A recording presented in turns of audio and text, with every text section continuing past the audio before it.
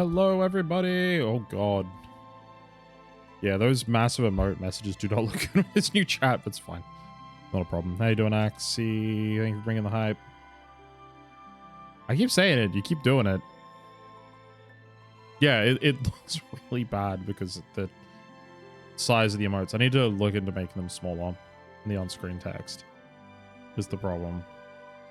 That means I have to go into the CSS and see how they've set it up. That's effort that I haven't had time for. Can you test something for me? Can you do exclamation mark FJF? Hey, it works.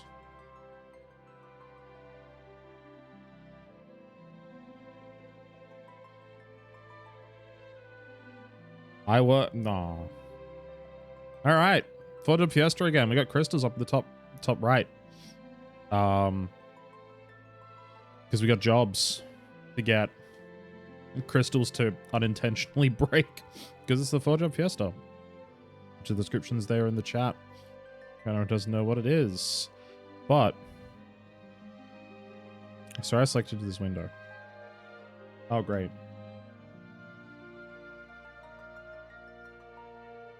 My controller apparently turned off.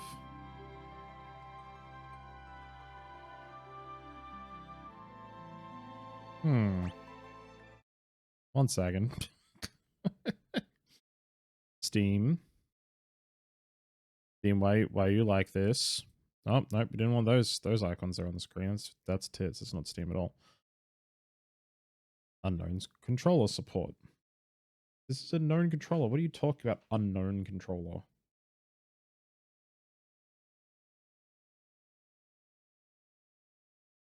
Troubleshooting. Right as we start the stream. It's technically it's a DualSense controller.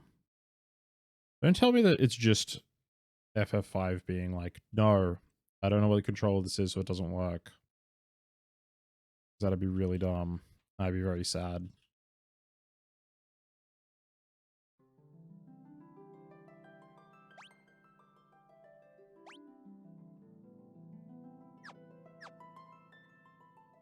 Why? Yeah, I can't use the D-pad. Apparently triangle is the B button.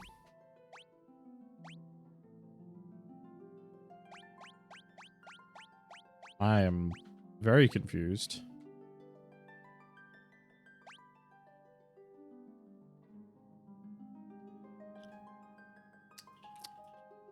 I'm going to go out on a limb and assume this is enable Steam input.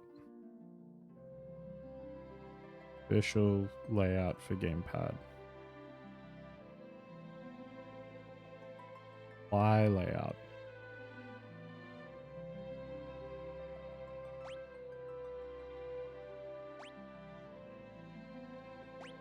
What? Confirm.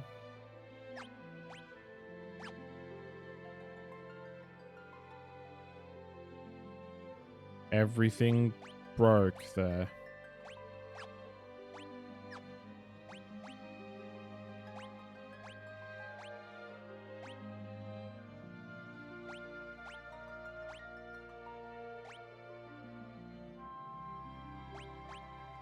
I'm pressing the...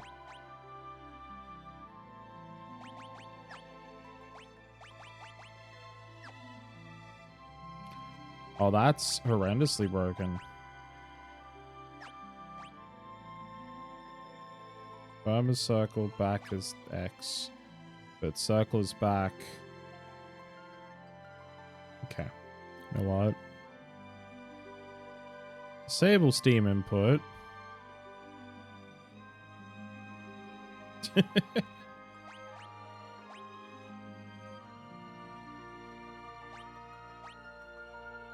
Why does it think X is Y? What the shit?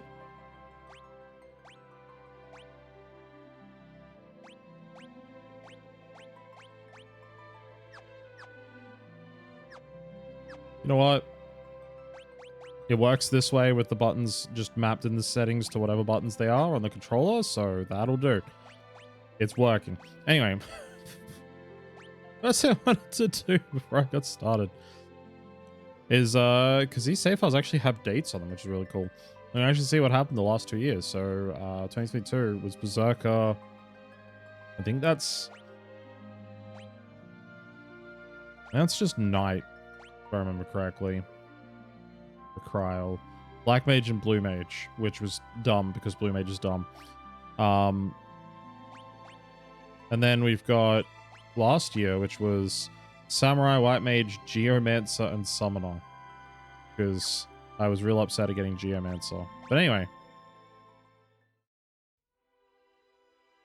We gotta start over from scratch. Means watching this long-ass cutscene. Oh boy.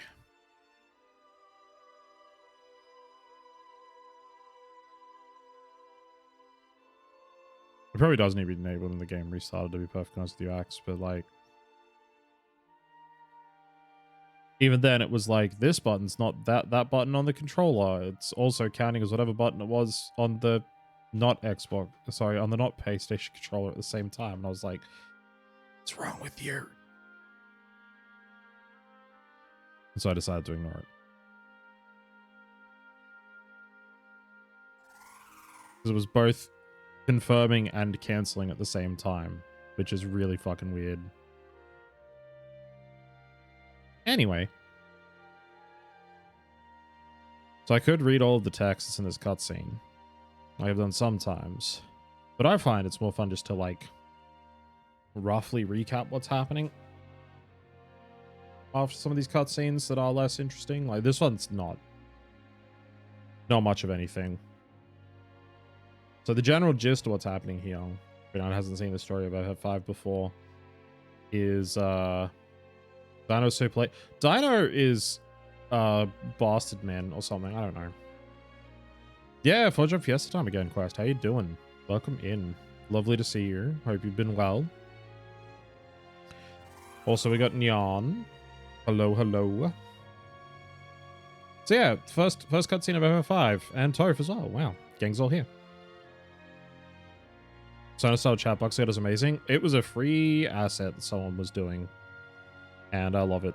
It's really good. The only downside is the emotes are huge, and it makes some chat boxes way too long, so I need to fix them. Just look at the CSS, but yeah, it was free. There's also a Persona 3 Reload one, so I snagged it. Snagged both of them actually. Trying to be a little bit less transparent. It depends on the game. It feels like. Let me just adjust how this cutscene's running.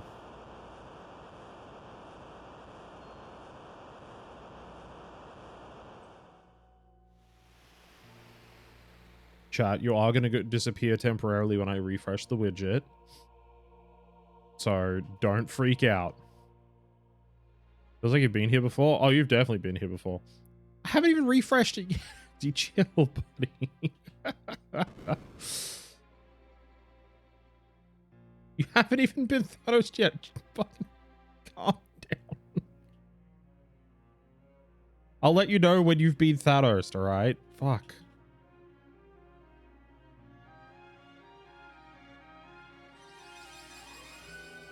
Alright. Now you've been Thanos, see? Because now the chat's disappeared. That's better. That's got it.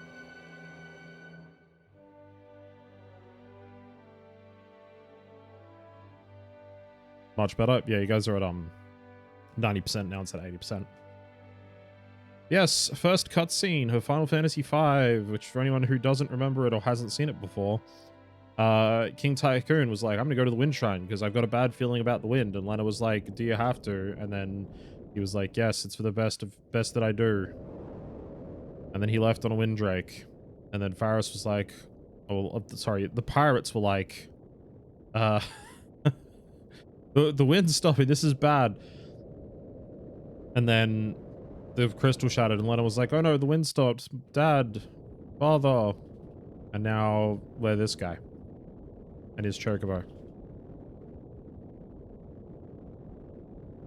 What jobs you got this time around? We don't know yet.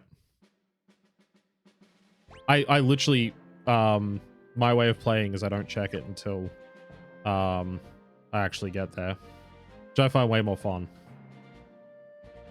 But considering some of the quality of life speed ups they made for the way that the pixel remasters work, I should be able to get at least 2, if not 3. Oh, I don't need to do the boost. I thought auto run was in here, but the auto battle default speed walk.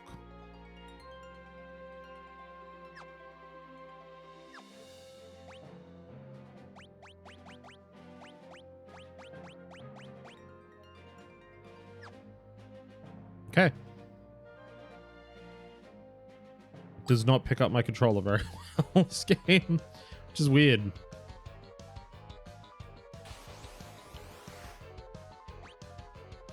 I ain't even going to battle this on myself. I'm just going to put auto battle on.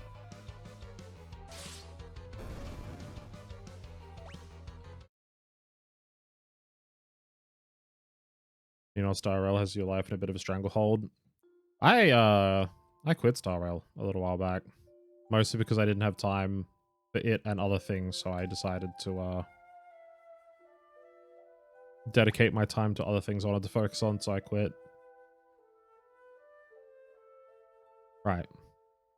So the intro here, we get introduced to Lana, who we don't know at this point is a princess, but we're going to find out soon enough. And saved her from a couple of goblins. And we're like, hey, it's dangerous to go alone. Take this. And by this, I mean me. And then we don't actually go with her. Also, this isn't a Legend of Zelda game, so why are we making that reference? Hey, look, it's an old guy who passed out and has amnesia. Because he hit his head pretty bad. It's like... Avros with the shit, dude.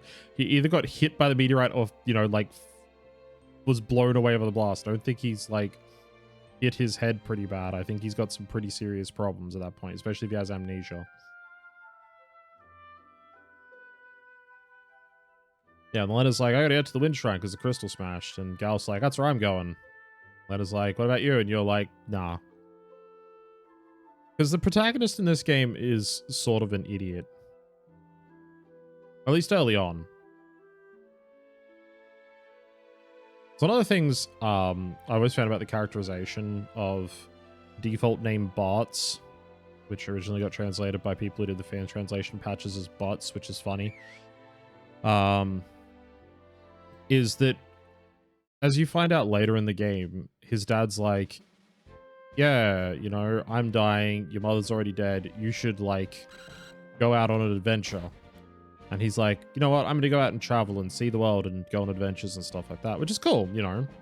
I can appreciate that. I'm an adventurer myself. But he gets the classic call to adventure from a damsel in distress and an old man with amnesia, and he's like, nah, I'm good. It's like, what are you thinking? Oh boy, adventure? Nah, not interested. It's like, bro, the hell is wrong with you?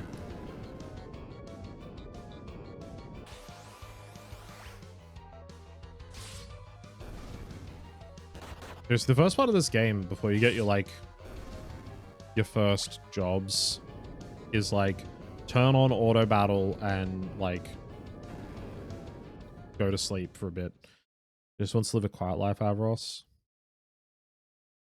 I mean, he freely admits later that he's, like, looking for adventure. He's out to see the world and wants to, like, go on a journey because that's what his dad did and everything. And then he's like, oh, great, a perfect opportunity to go on a journey. Nah. These don't get Nintendo games. I mean, they don't even ask you in this one. It's just, hey, do you want to go on an adventure? And the main character just says no of his own. And then rides off in the same direction they're going and gets thrown off his chocobo into a wall. It's like, all right, shit, that's a bit extreme.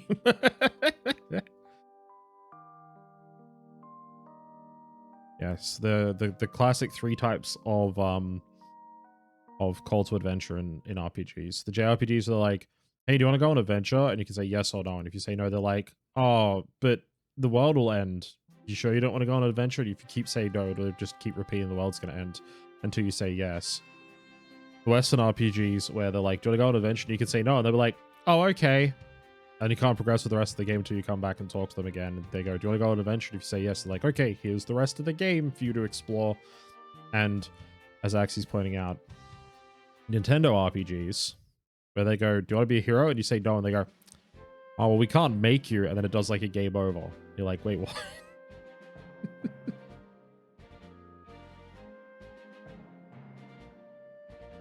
Yeah. Don't remember this cave being here. I have to say the weirdest part about this intro for this section is it's like, hey, this cave must have opened up when the quakes happened. And then you come in, it's like, there's a natural healing spring right here. Which is like, okay. That's a little strange, but alright. Damn devil crabs.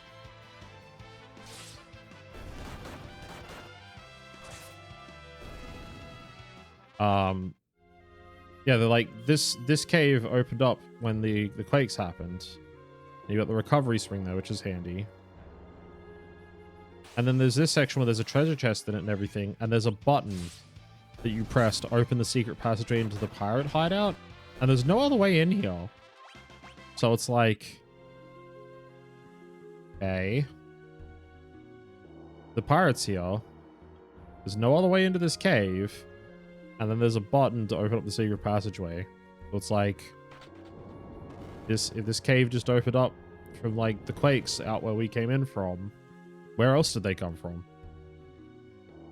Do you want to be a hero? No, I want to break rods. Oh, that's a mood. Level 1 go on adventure, level 50 kill gods. I mean, I was looking at my save files because of the fact that the Pixel Remaster saves them with the year and like the actual date of completion, which is pretty cool. And my last 2 years, I finished the game at 42 and 41. So,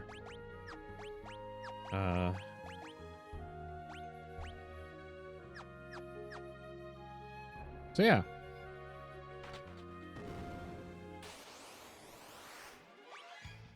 And also, it's not a real JRPG unless you kill gods, right? Like,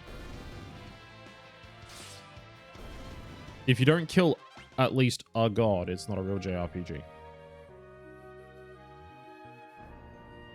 Real. I've always seen that as like a challenge to people when they're like, you don't kill gods in like every JRPG, and I'm like, name one where you don't kill at least a god of some sort.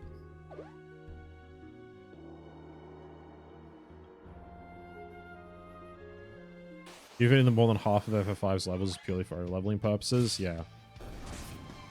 Much like real life, on average you kill 8 gods a day. Pfft, 8, those are rookie numbers, Pascal. You need to pump those numbers up. 8 is clearly not enough gods to be killing in your day-to-day.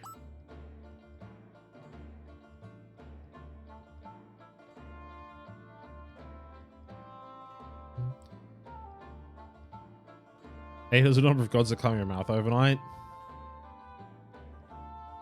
Like a dragon's false god figure as an endgame boss carrying the tradition. Exactly. I'm not a high achiever.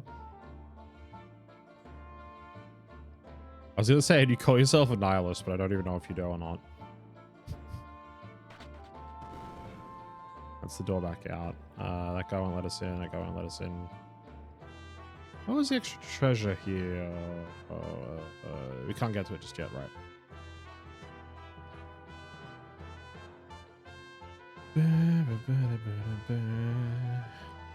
Yo ho and stuff, and cast off, and then you kind of just go slap the wheel a few times and pose. Oh, cast off means start sailing, kid. Oh, no, that wheel won't even budge. How do you work this thing? I think the funniest part about that is that the wheel, if this also is able to sail by wind, should just move the rudder. And even if it's like, yeah, you know, still just not going anywhere, it should still like shift the rudder a bit, not just not move at all. Slaps wheel a few times. You feel so much rage in this bad boy. It's true, you can. Speaking of the reveal that she's a princess, he's like, "Hey pirates, I am going to formally request you as the Princess of Tycoon to sail us where I want to go." And the pirates are like, "We don't believe you that you're the princess." And then Faris sees the necklace and goes, "Oh wait, put them all in the brig." It's like, yeah, trusting pirates to be polite. It's like, honestly, oh, you're the princess? We're gonna hold you for ransom. Hi, Jel, how you doing?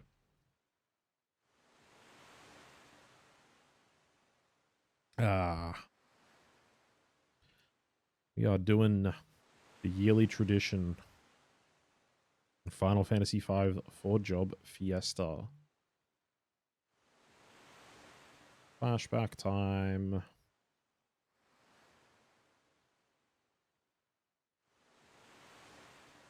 I sometimes feel bad when I do the Fiesta, because it's like people are gonna come in and be like, "I don't know anything about Final Fantasy V," and I'm like, I'm not paying any attention to the story. I've seen it like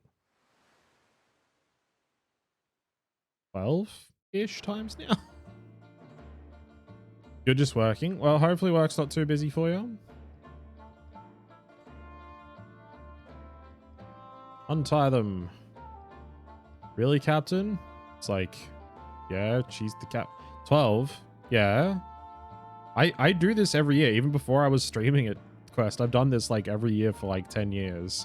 And this is the first Final Fantasy game I'd ever played, and I finished it once when I did 12 FF games in a year, and once when I'd finished it before then. So at least 12. I've done the Fiesta multiple times in a year before as well, actually, now I think about it. I did it like twice in a year in 2018 and 19, I think it was. So yeah, I've played this game a lot.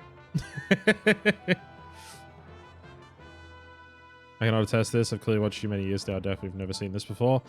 That's a shame. Hi, Sildra. Everyone say hi to Sildra.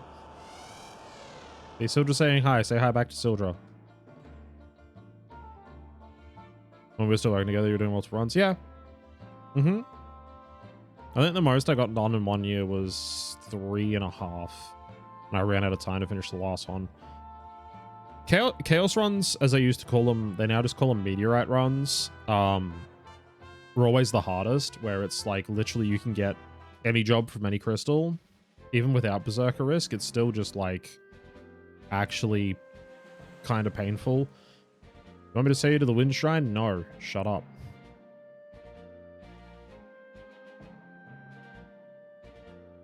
Rename them? Yeah, only last year. Because Eric Koziel, who runs the Fiesta and runs Gilgabot, was like, yeah, we've had all of the like registration stuff through Gilgabot and through the site with Twitter, and got a sneaking suspicion that's not a good idea like 3 years ago.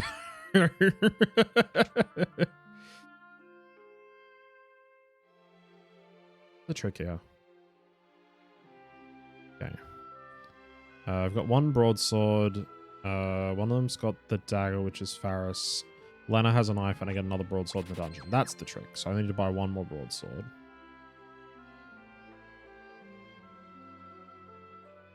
Alright. Now we want to go in here, which is the beginner's place.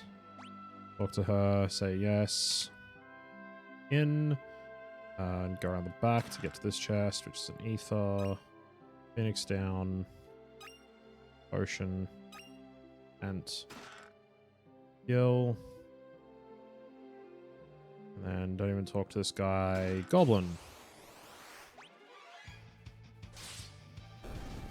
You know, just in case anyone doubts me when I'm saying I've played this, this game a lot. Lana and Optimal, so she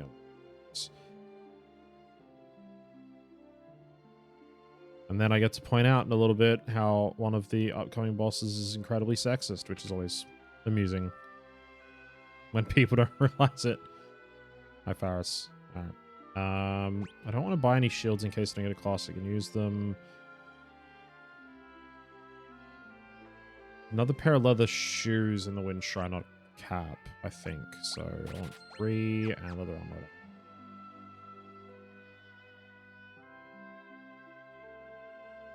So not the end of the wind shrine, but the next boss after that, when you run into it, is actually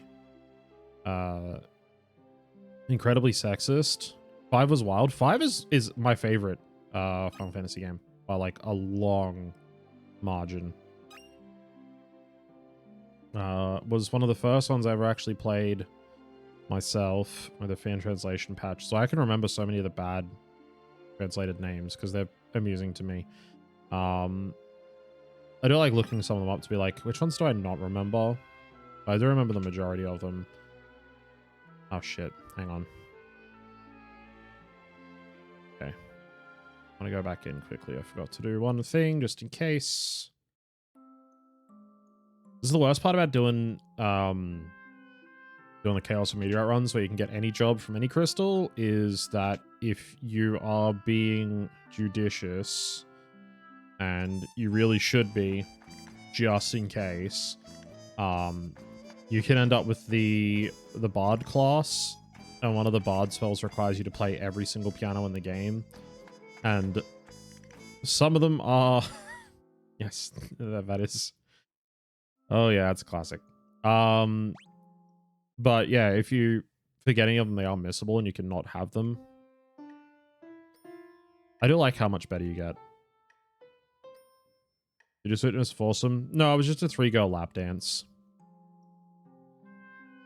Look, back when this game came out, which I think was like 95, top of my head, 94 maybe. It was a very different time. Also, as Pascal said, yes, his name, if you went with the original translation, was Butts from the town of Licks. Which, boy, does that create a lot of jokes. All right.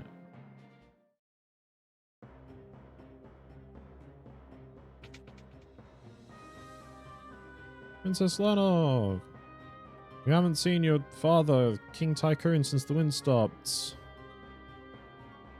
Also, the wind stopped.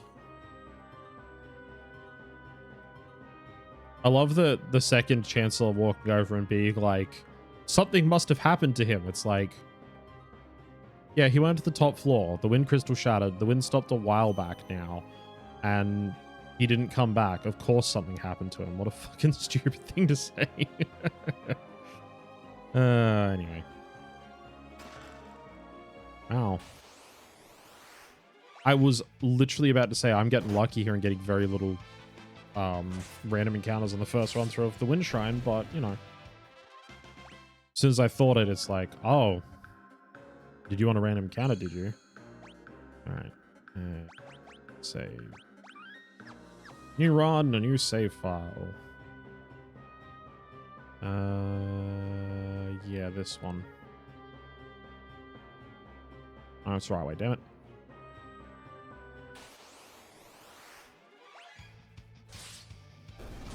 And these guys can teach you a blue magic spell if you get blue mage early enough.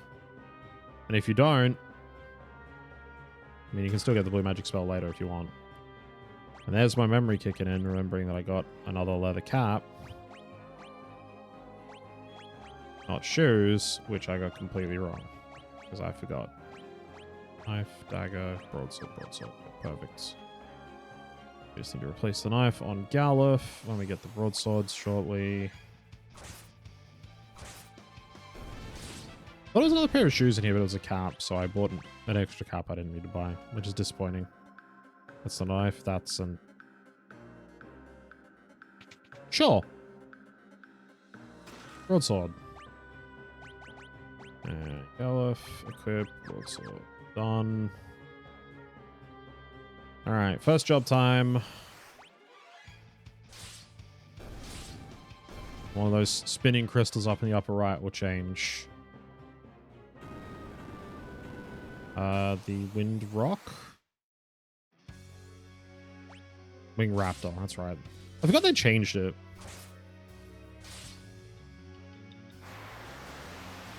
Breathwing, which does damage to everybody and causes sap, so they all start slowly losing HP if I remember correctly. But honestly, as long as you remember to get like... No, Rock Lobster's a different boss. I'm not even joking, there was a boss that was called Rock Lobster. No, that's a different boss.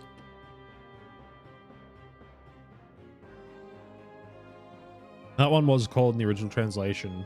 I'm not even joking. Carl space boss.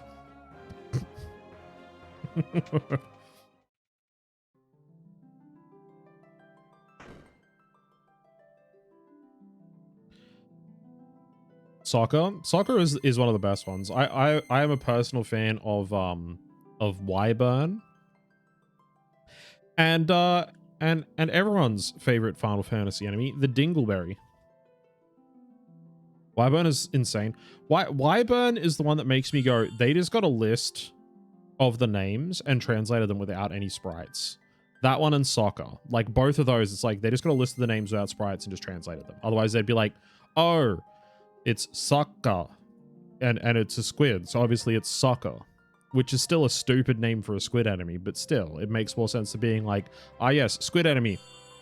Name it after a sport. It's like, no. Oh, it's a tiny dragon. Name it the Y, capital Y burn.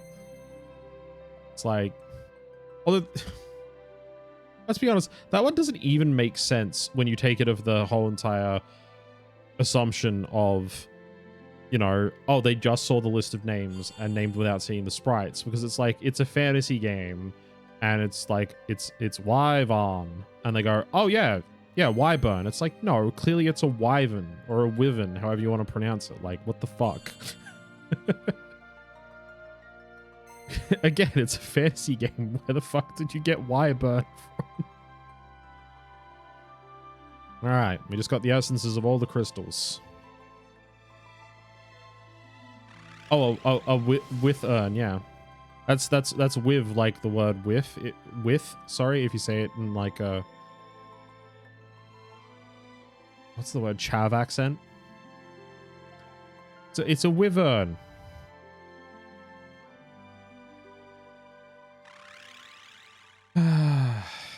Right. So that part of the story was the 4 different elemental crystals gave us their energy, and were like, go save the world. And they gave their like specific pieces of their nature to like one member each of the party. And then King Tycoon was like, you must prevent the crystals from shattering. And then zoomed off into the sky in a dark ball of energy. And we got our first 6 jobs, which are Blue Mage, White Mage, Black Mage, Fighter, Monk, and Thief? Yeah, Thief. It's like, oh god, why can't I remember the 6th job? I did. Anyway. The crystal, it's lending us its power. It's fine. I haven't even, I noticed you were doing it, and I was just like, I'm not even paying attention to Discord right now. Right, sign in with that. All right, unlock wind job. All right, while that's doing that, we get to do the fun part where we take the wind crystal and we change it to this one. What job did we? Oh no.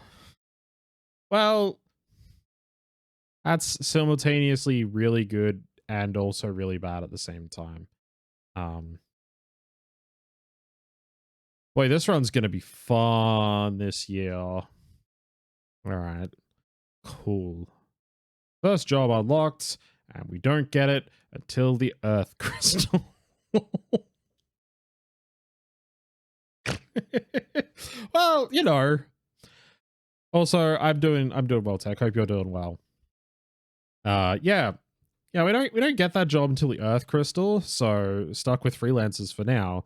But now we get to do my favorite part, which I didn't set up beforehand. So now I need to set something up for it quickly. Do I have a good I don't have a good way of doing this right now. LMWO. You were thinking about the Latin Mech Warrior Online.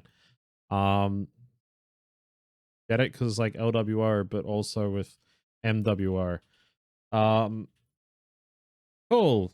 Hey, it's too big. I need to shrink it down.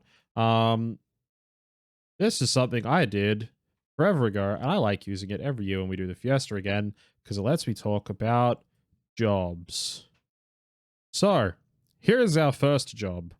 So our first job is the chemist. What does the chemist do? The chemist is one of the few jobs that routinely make people that are doing the 4-job Fiesta go, oh wow, I can take on both optional super bosses, which means I'm going to take on both optional super bosses. So if you've never seen a Maker Shinryu on FF5, this year is going to be great, because you're going to see me take on both optional super bosses, because I have a chemist, which means I have the ability to do so. What do chemists do? Well, let's start with the base stats. They have a bonus of strength to strength 2, 3 agility, 6 vitality, and negative magic power, which is fine. They don't really cast spells. Their first ability is pharmacology, which is just a support ability. So as long as they are a chemist, they double the effectiveness of all potions and ethers, which is a lot, right? They get a lot of mana and health back just from potions by default, which is great. Level 2 is a command ability !mix, or an action ability, which allows you to combine 2 items and create a unique effect ranging from augmenting stats to healing to dealing damage, or, you know, instant death. It's really broken. It's the source of one of the only glitches that affects X-Death in the SNES release of this game. It's not in any of the subsequent re-releases because they fixed it. I'm fairly certain it's fixed in the remaster, and if it wasn't, it was very rapidly fixed in one of the patches that have come out since this game first came out in the Pixel remaster, because you used to be able to hit X-Death with the chemist ability that causes him to go berserk, which meant when you killed X-Death, it actually skipped past the script to turn him into Neo X-Death and ended the fight right then and there, skipping an entire phase of the final boss fight of the game, which is hilarious. !drink allows you to drink special medicines to increase stats, which is some of those items that you'll see me get like every single run because they drop from random chests and enemies, and then you're just like, oh yay, I've got this item again, time to sell it because I don't have a chemist, just stuff like Goliath tonics and stuff like that, so I actually get a chance to use those. !recover is a another action ability which recovers from status conditions on all characters, so any status, you know, stone, blind, any of them, bam, all gone. Great, really good ability. And !revive, which is a no MP revive that revives all dead allies to 6.25% of their maximum HP. One of those things we actually know the stats for, as far as revives go, where it revives everyone at 6.25% of maximum HP. The fun part to keep in mind is that you can only have a couple of abilities per character unless you get something like Mime or Freelancer as a class, so you won't get to use all of these on a character, but you might put one of them on a character's like secondary ability, which means you just use Mix. You always use Mix. Like, honestly, Mix is completely fucking broken. I actually made a comment before about farming turtle shells. That's half of it. We're also going to need to farm dark matter, but hey, you know, that's fun. We'll show off how broken Chemist is when we get it, which again won't be until the Earth Crystal, so you know. We're stuck with freelancers for now. But hey, it is probably the most broken job in the game. It is a very narrow toss-up between which one's more broken, Chemist or Blue Mage. If anyone's seen some of the stupid shenanigans I do with Blue Mage. Yes, hello, Chocobo.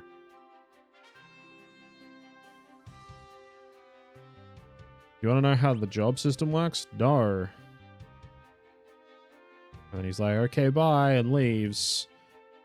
Unlike in the SNES version where he comes in and says, hey, do you want to know how the job system works? And you say no. And he's like, oh, you said no. Okay, here's how the job system works. because it was bugged. And it's like that in the Japanese original release as well, which is hilarious to me. Big Pharma, more like Big Harma, is correct. The chemist is utterly fucking broken. Okay. So we're stuck with a team of 4 freelancers. So I want to get some shields for starters. And hey Rao, how you doing? Alright, bye. 4 shields. We got leather caps, got leather armor. Alright, and Paris is gonna run.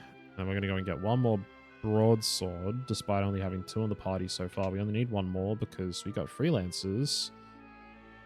Are you lurking? Hope you have fun lurking. Alright.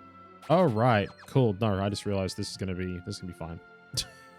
We got like 1 tricky part coming up, and then after that it's like, don't even worry about it. Things are gonna turn out fine. Broadsword, broadsword, broadsword. Perfect. Awesome. Pretty sure this is Zock's house. Who the hell is Zock? He built the Torna Canal. Wow, that's convenient considering the Torna Canal is locked. Yeah, the thing that I just realized, that's why I'm like, oh yeah, this is going to be easy, is I just remembered freelancers can equip literally every weapon in the game.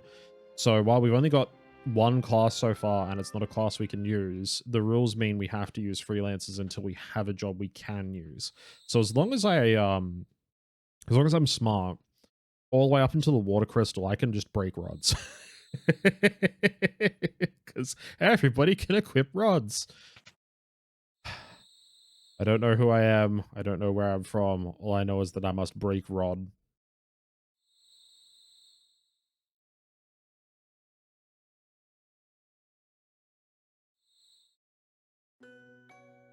Now we get one of the flashbacks. And now I get to point out the disappointing fact that's Bart's dad, Dorgon.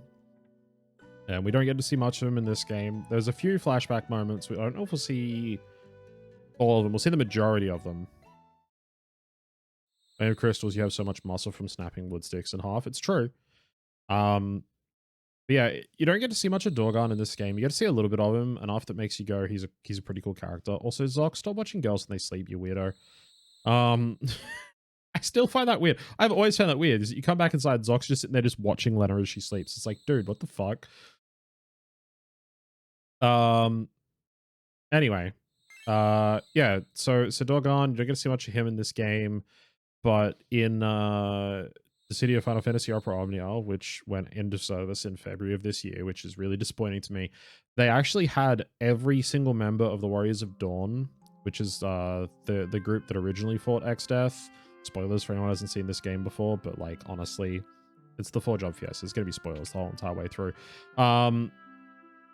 Yeah, they actually released all of the Warriors of Dawn in that game as playable characters. So if you're like somebody who really liked Final Fantasy V, like me, it was like, oh man, I can make a party of Zazat of Ice, Kelgan the Werewolf, and Dorgon, Klauser, Bart's dad. I'm like, fucking sign me the fuck up. Also, you'd be thinking to yourself, you'd be like, oh yeah, well, which one are they going to make broken? Like, out of all the members of the characters from like FF5, it's like, they'll make Exdeath broken. Exdeath was average at best. They made Gilgamesh decent. Somebody once said that Gilgamesh was bad, and I went and made a series of videos on my YouTube channel to prove them wrong, where I cleared every single quest for over a year with Gilgamesh as like the primary damage dealer in my party, just to prove a point.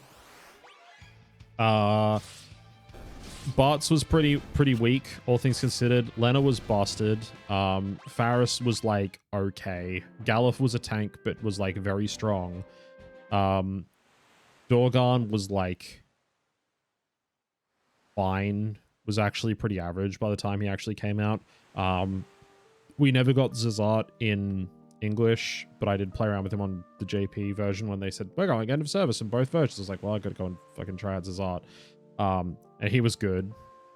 But Kelga the werewolf that you only get to see in like one section where he's like, I'm gonna fight you, Bartz, because I think you're a bad guy, and Bartz punches him through a doorway, and he ends up in bed because he's old and like frail, and he's like, man, I shouldn't have, you know, been fucking around and finding out, because now I'm like stuck in bed and possibly going to die. And then gives up his life to dispel X-Death's illusion. And it's like, oh yeah, you know what? Let's just make him an evasion tank that can solo like the hardest difficulty fights on his own in Defu. And I was like, excuse me, what? But he was fun. But I buy more potions. That was the thing that I went back to the town to do and completely forgot to do. I got distracted doing the cutscene.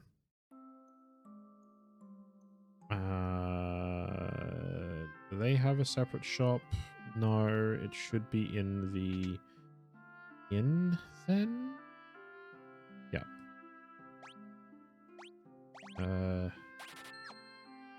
Like all of them. Okay. Equipment. Optimal. Optimal. Optimal. Sell. Knife. Dagger.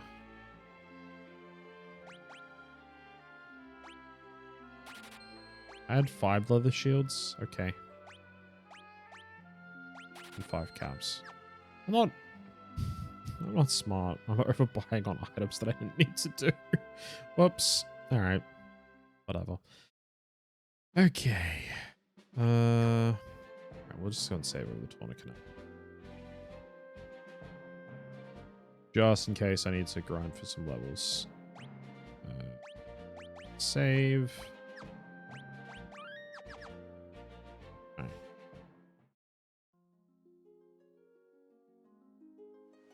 My favorite.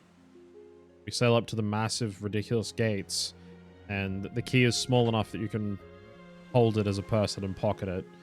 And it must be in his pocket or something, because they're like, where did you get the key? So it's not like he's wearing like a big key like around his neck or something like that, because clearly no one knew he had it. But no, the tiny little key.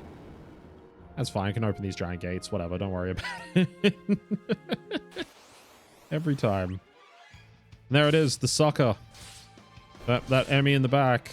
In the original translation, if you go and look it up, the both the fan I don't think it was in the fan translation. It's definitely in the original official translation, which came out as part of the Final Fantasy anthology on the PlayStation. Has these enemies marked as soccer, S-O-C-C-E-R. And it's like, they're clearly squids, fellas. Anyway,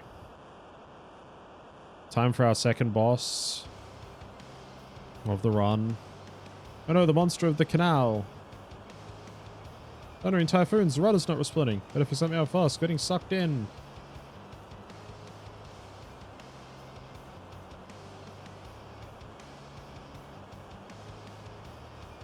Alright. Hey, Final Fantasy 14 players, you ready? Because here it comes.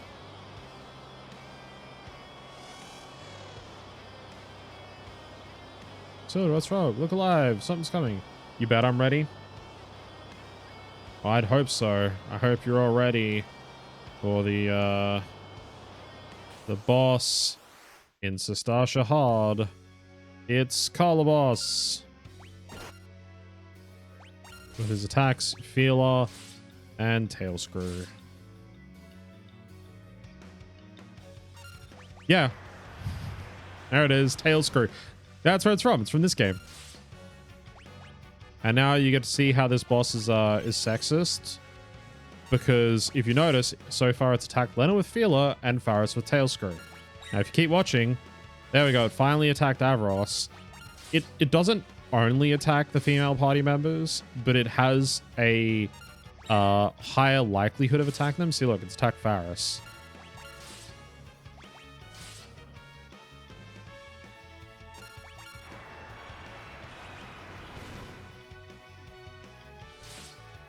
On 5 attacks, it's attacked the girls 3 times and the guys once each. That's why Tail Screw is to a HP1 move. Yep. I also wish in this game it was a blue magic spell, so if you had blue mage at this point, you could learn Tail Screw.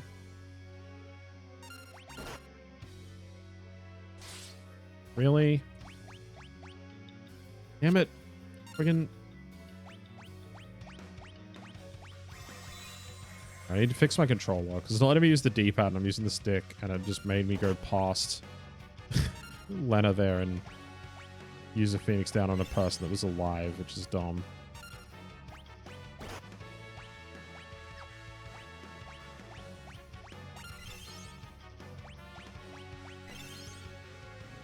Stasha Hard is fun. Yeah, I was always a fan of Stasha Hard. Oh, please don't. Is Carl Boss intended to be this difficult? No. Did Polaris have the reveal in the story by this point? Also no. So the problem is that I decided to go in here without actually grinding for any levels. And the problem is that the way this game is actually designed, which is why this part sucks in the 4-job Fiesta if you get a job, like if you're doing a meteorite run that isn't a one from the first crystal, is the lead up to the Wing Raptor and everything in the Wind Shrine is, oh yeah, no, this is intended to be done without jobs. And then it's like, oh, you got your jobs from the first Wind Crystal. It does not matter which 4 jobs out of the 6 you decide to pick, or even 4 of the same job out of the 6. You have access to additional abilities and skills that give you a edge in the fight against the Kala boss. And it's like, oh, okay, that's fine. Whereas if it's like, oh, your team is just all freelancers, well, then gets shafted because, boy, can they just not really do the damage that they need to kill it without some level grinding. Also, this is a widely considered a dumb idea what I'm doing here right now, but these Bandersnatches that are on this little section, like right by the side of the Tawna Canal, look how much EXP that was. And Gil, right? That was a full level basically for everybody, and like mostly the next one, yeah, like 80, 98, 98, 86 the next one, right? So like, sure, I wasted 2 Phoenix Downs to do that, but also it's faster than grinding somewhere else for a bit. I can go and get some more Phoenix Downs if I need to, because that was 300 gil, which is like a lot. All right.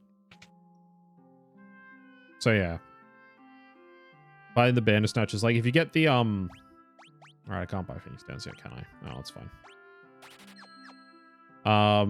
Yeah, fighting the Bandersnatches there, it's like faster than some of the other options, but higher risk. So if you run into like the single one instead of the group of 3 like I did the first time, it's like, oh yeah, this was like super straightforward to like do that and get a level up. But if you're like unlucky you run into the group of 3, it's like, oh, okay, that sucks. Because usually the place we'd go on level grind is in here. Because it's like 1, 1. Comparatively, that's 40 EXP. So it's safer, but it's much, much slower. Alright.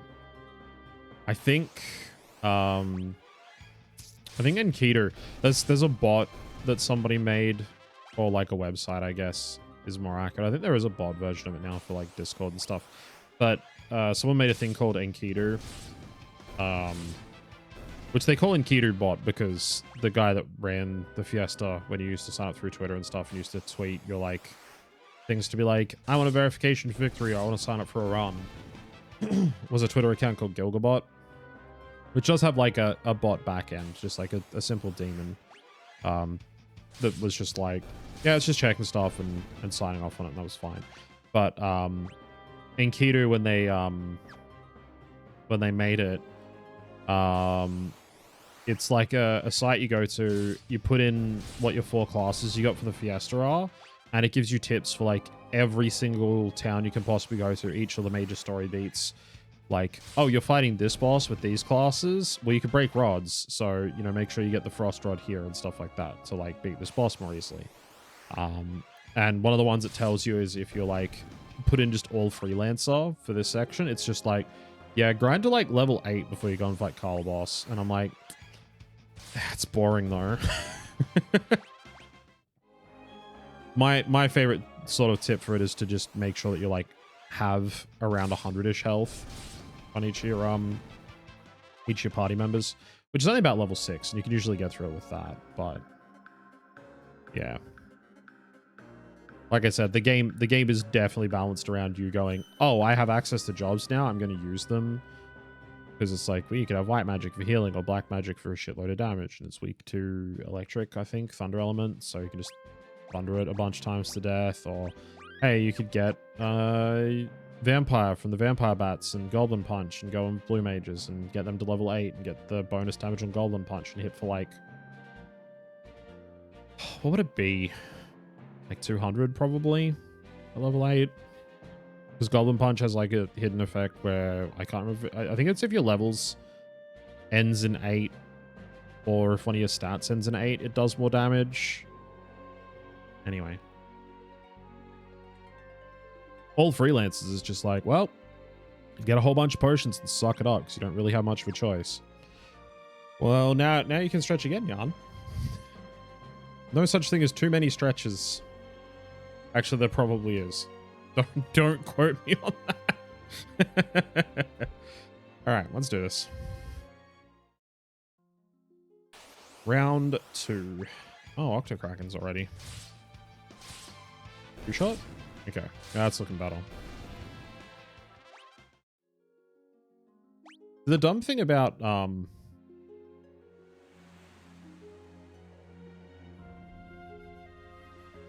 the dumb thing about the Carl Boss fight is as a freelancer, it's literally just like turn on auto battle and use potions when you need to. Just talk to my spine, snap the turn you play. Because if each good arrow stop, there's no such thing as too many stretches. I said don't quote me on that.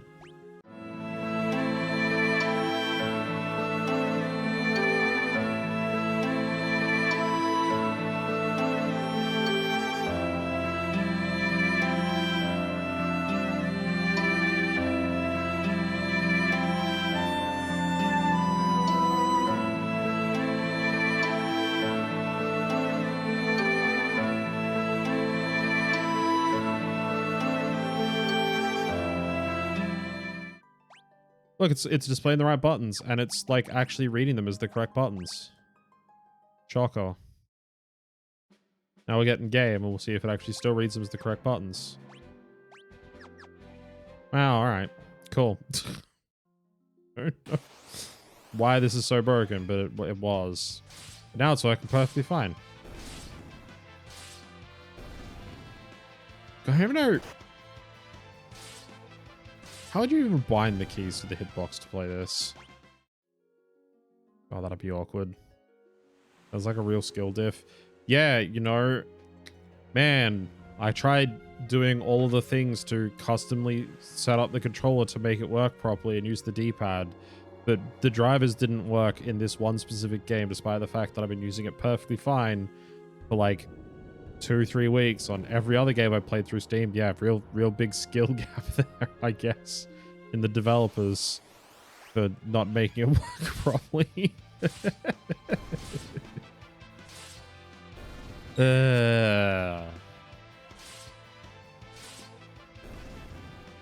Skill issue.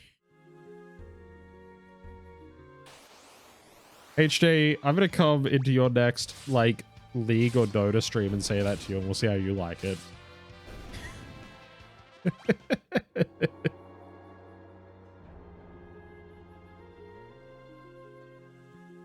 You have fully accepted it?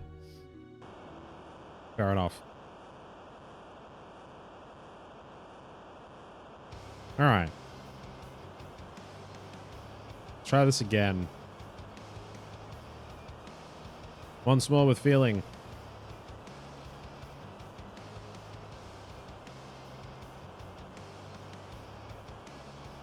I think probably the weirdest part about the issues of the PS5 controller is I know people that have played through this entire game with the Switch Pro controller with no issues. So it's like just that one controller that they're just like, nah, everything's gonna break.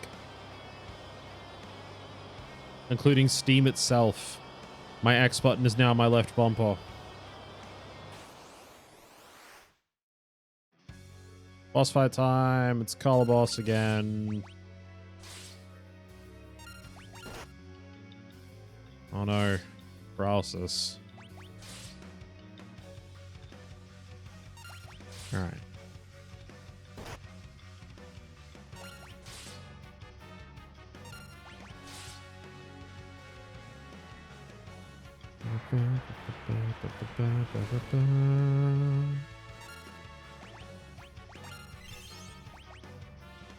Now a third is again as many HP and equivalent other stats too. Yep. Also, I really appreciate Axie just being like, no, I'm gonna hang all the pretense instead of saying tail scrub, I'm just gonna say tail fuck. I feel like it needs to be said in a voice like that because it was all caps.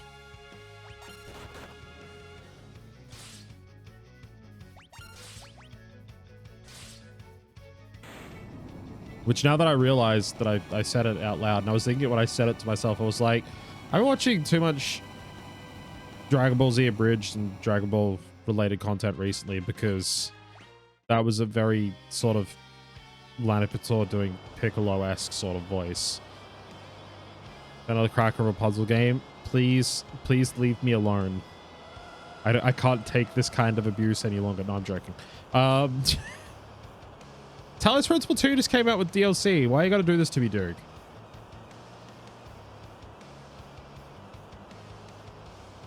But do go on.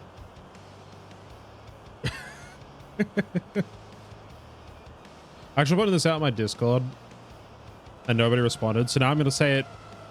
I'm gonna say it on stream because now nobody can avoid me talking about it. I found it really interesting that the first Talos Principle game had DLC, and it was Road to Gehenna, which is like Greek hell. And the second Talos Principle came out, and then the DLC for it is Road to Elysium, which is Greek like heaven, essentially, which is really cool. Tailfox been clipped. Enjoy. Oh, I will. It's really funny when I raid into one of my friends that likes doing the. Here is a clip from somebody that just raided when we're doing a shout out. It's gonna come up. It's just me just going Tailfuck. And then I'll have to provide context. That's always fun. Tactical Breach Wizards is a good recommendation for a lighter puzzle game. I'm already eyeing off Tactical Breach Wizards. I don't buy that many games on early access anymore because I've been burned a few too many times. So usually when I see something like that, and I'm like, oh, this looks like fun, I'm gonna add it to my wish list and wait for it to come out of early access. But yeah, Tactical Breach Wizards looks sick. A sweet look like viewfinder, if I recall.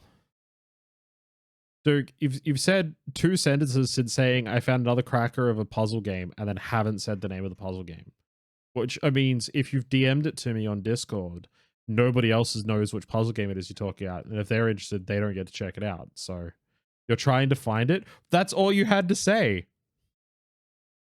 Do a quick Tactical Breach Wizards demos up for another 10 hours. I'm good. I've seen a few people like doing videos on it on YouTube and stuff. And I'm like, no, this is totally my jam. I just don't want to buy it during early access.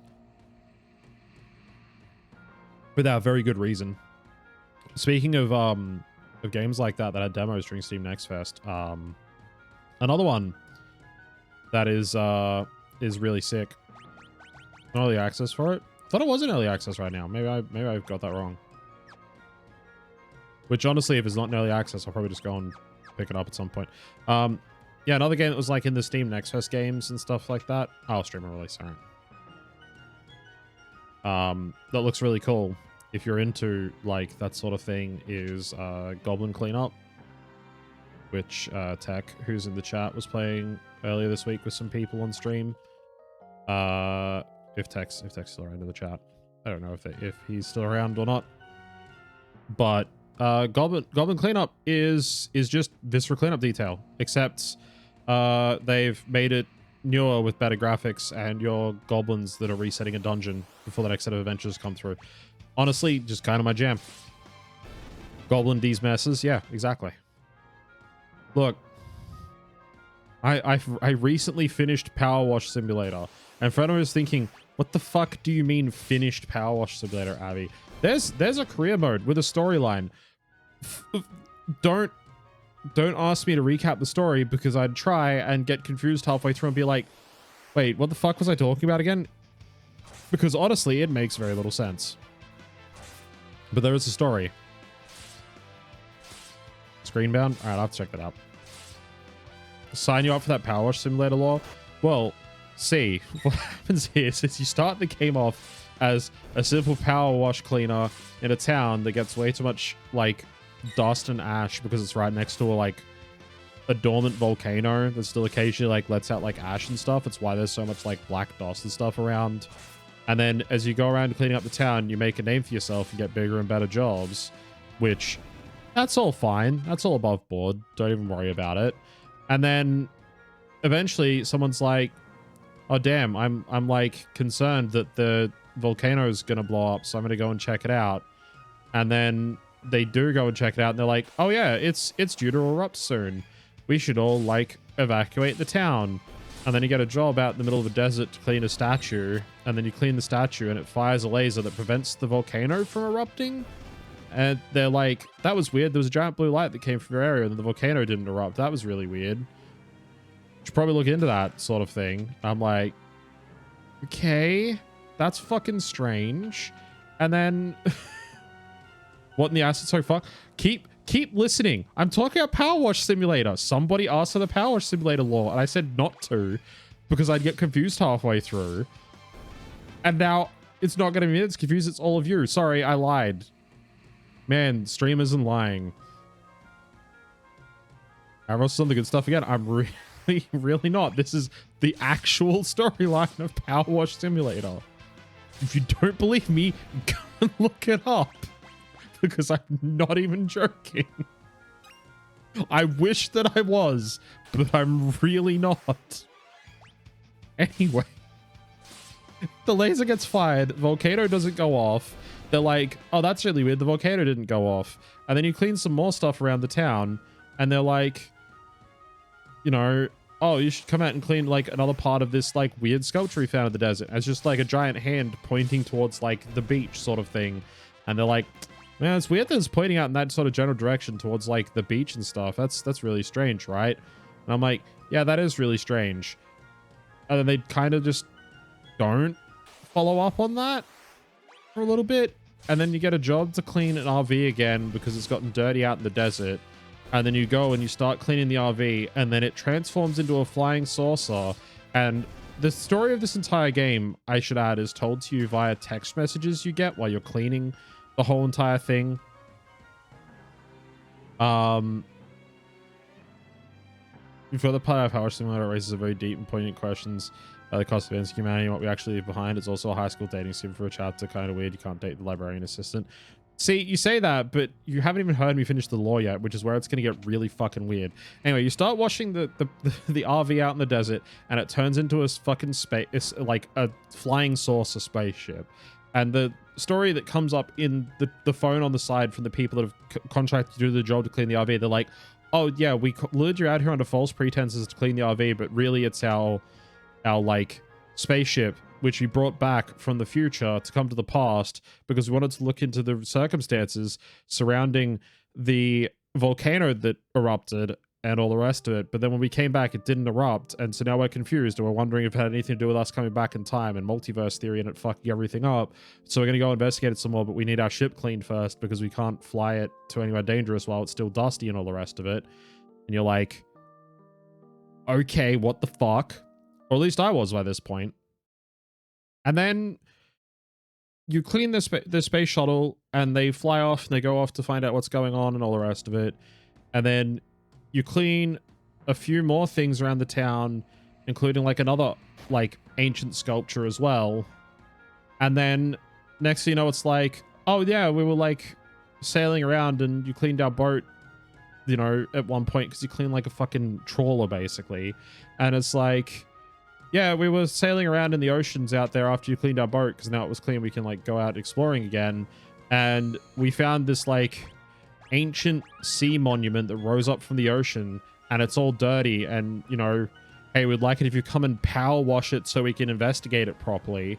And then you go and power wash it. And as you're power washing it, there's like a statue in the middle of it that is like, if the ancient Greeks tried to depict a dude with a power washing unit with a backpack and everything. And one of the like messages comes up being like, that statue, that's you, isn't it? And I'm like, what the fuck are you talking about? Because I was cleaning like the outside of it, nowhere near where the statue was. I went inside, looked at the statue, and I was like, why has that statue got a power washer if it was designed by someone from ancient fucking Greece? And then I was very confused, finished cleaning it, and then a missile comes flying from the volcano towards where you are at like this ancient Greek fucking sea people monument. And then the space shuttle from the future flies in and stops it and prevents them from blowing up the sea monument and cause the volcano to explode.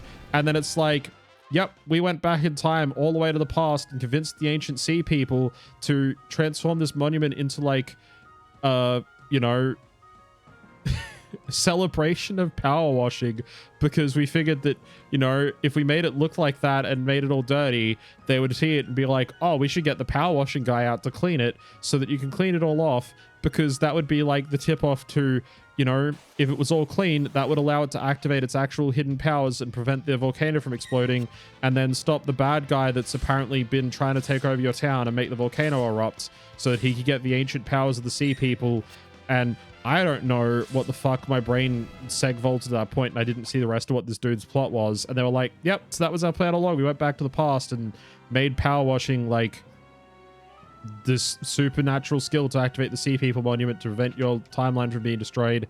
And now that we fixed the past and prevented the timeline from being destroyed, we can go back to the future, bye now, and left. And then it's like, yeah, here's like a credits roll with a really cool song about how you power washed everything, and you know, you made sure everything was clean because you got the job done and you're awesome.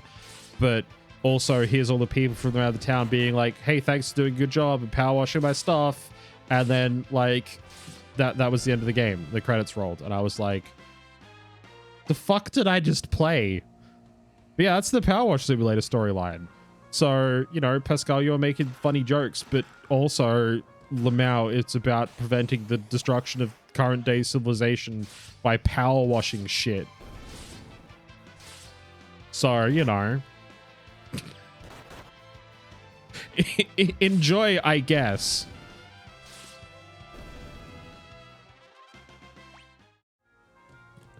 And if you think any word of what I just said is a lie and I'm just making shit up to make Power Wash Simulator sound a lot more interesting,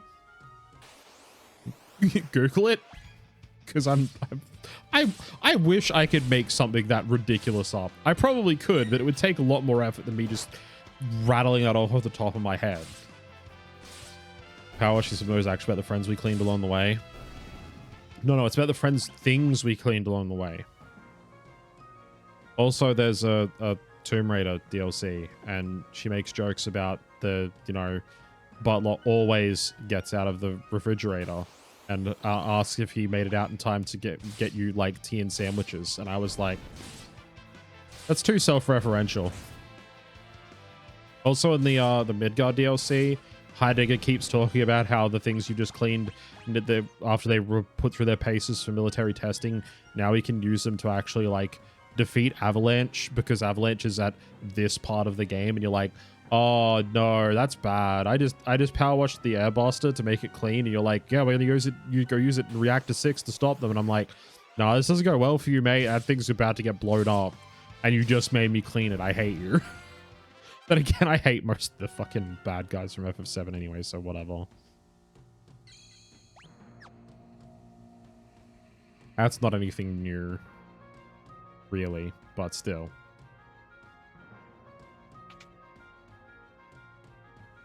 Come on. Supposed to trigger. Oh, do I have to go? Okay. That's interesting. They actually changed that in the Pixel remake. Because in in the game, normally, the older versions, you'd come to this part and you'd walk into this room and walk past like this rope thing. And they'd be like, oh, you know, do you want to go and rest in the beds and ask you to heal? But this one, you actually have to walk all the way over to the bed. I don't hate Rufus mainly because he stays long enough to realize he's a fuck up. I mean, that's true. That is true. I haven't gotten any of them yet, have I? Oh, I've gotten one.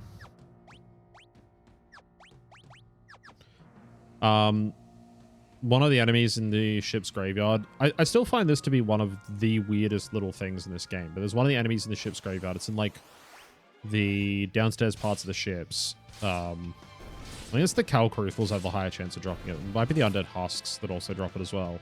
But they have a chance when you defeat them to just straight up drop elixirs, which are the heal your party member to full healing item. And it's just like, sorry, what? Yeah, it's undead husks. So yeah, if you get like all freelancer at this part of the game and you've got no other access to healing, it's like, yeah, you can just run around here and grind. There's a free inn and a save point, and it's just like, just grind for a little bit on undead husks for elixirs.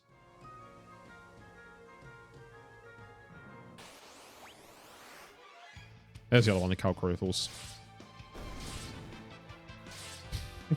I love that I was explaining Power Wash Simulator lore, and then I mentioned the missile, and Durg was like, a fucking missile? And then that was the last thing they said. It's like, oh no, I've defeated Durg with the Power Wash Simulator storyline.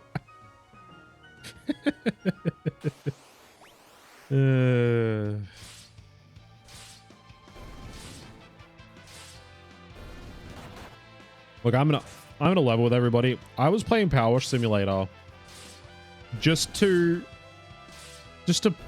play it, right?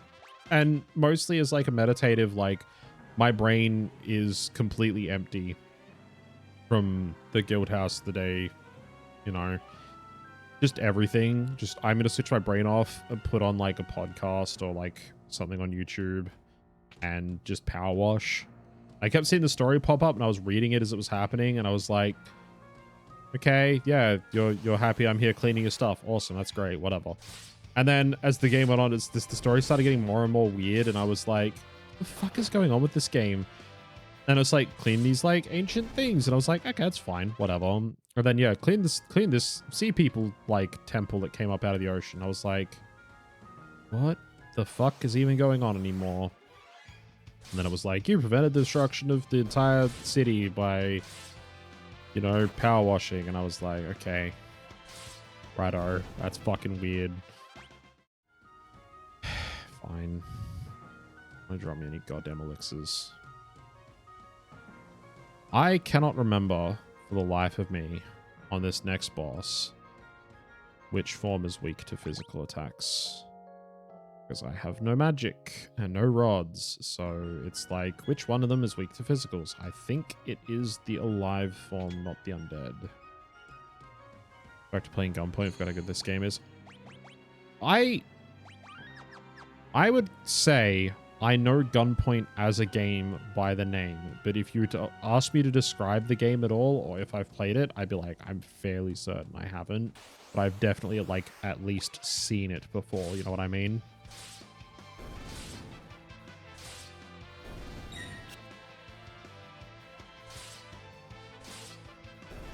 Also, I think I got distracted earlier and didn't say it, but thank you for the resub, HJ. 22 months. Where does all of the time go? Am I right?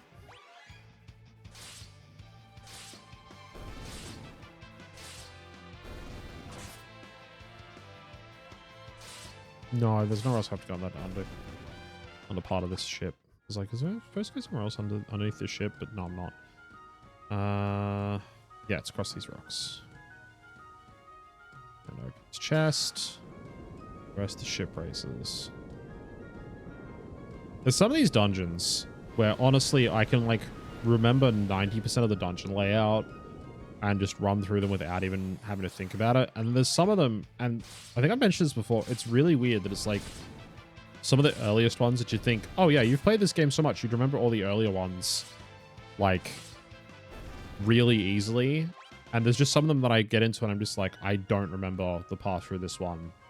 Because I'll be like, talking to chat at the same time and stuff like that. And I'll just mentally just blank on where the rest of the fucking dungeon is.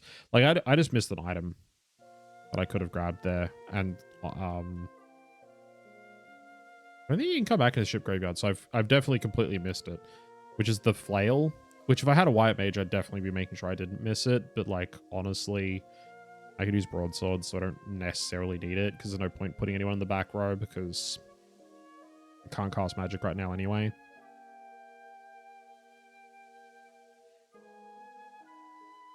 But yeah, so we're about to fight the Siren here, which, I do love. This is one of my favorite little storyline moments. Is the first one that shows up is Stella, which is Bart Savros's mother.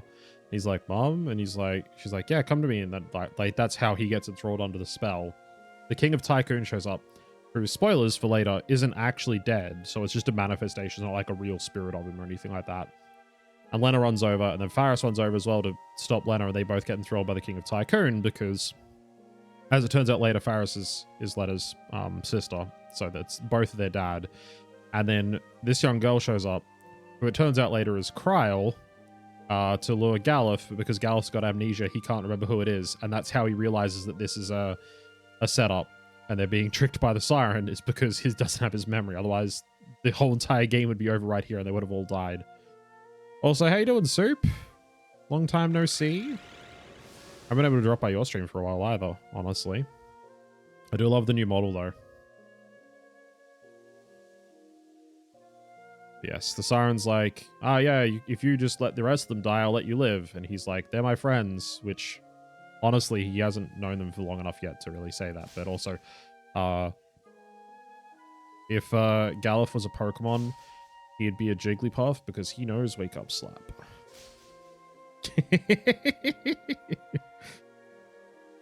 I've made that joke twice. I still find it funny. Life's kept you pretty busy. Life's just keeping everyone busy lately, it feels like, I swear. I also like the different wordings there. Snaps out of it, comes to their senses, and leaves their trance. For each one. Uh-oh, here it comes. Alright, Siren time. Let's see. Oh, God, it's casting haste and stuff. I think... Yeah, 45s, yeah, so okay, the undead one's the one we're going to want to heal and block on. I hate this boss. Like, Cull boss, honestly, like, it sucks a bit with just a party of full freelancers, but it's not too bad. This boss, on the other hand, completely sucks, because when it transforms into an undead, it's supposed to be just weaker to magic, and it takes, like, no damage from physical attacks. See, like, that's 9. So, honestly, when you get to this part, it's just, like, defend. Because it hits like a goddamn fucking truck, as you would have just noticed there. Unless you're defending.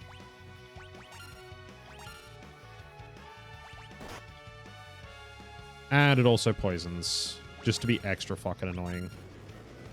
Alright, and back to a live form, which also casts Cure on itself. Alright.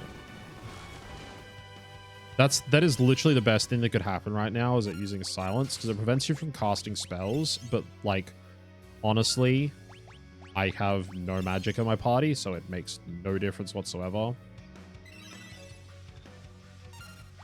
Things finally starting to calm down a bit. That's good to hear. I think it's got about 500 health or something like that, the Siren, as well. Maybe it's a little bit lower, but yeah.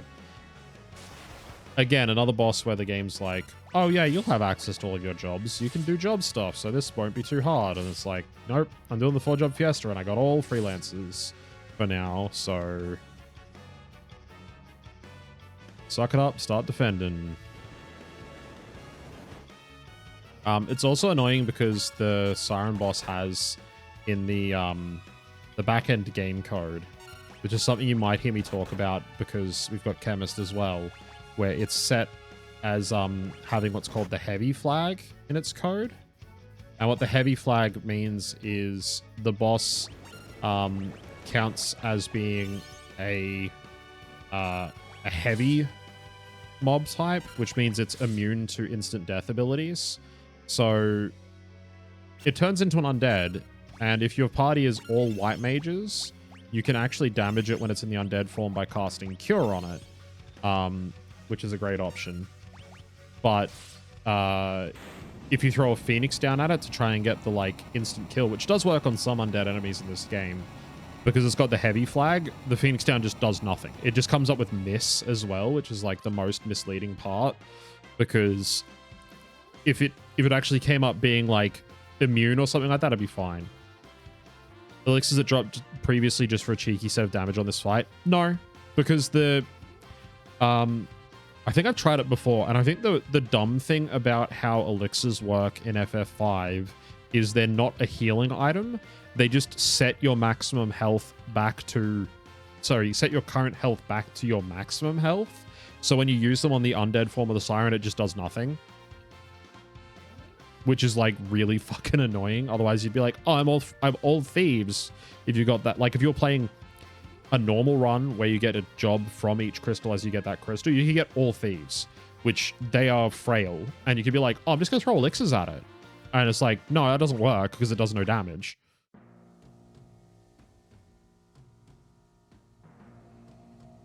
So yeah, which is the other part that makes the elixirs here so goddamn weird, is it's like, hey, is your party set up like this? Just farm for a bunch of elixirs. It's like, oh, that's kind of cool, but like, they're not super useful. They're not completely unuseful, but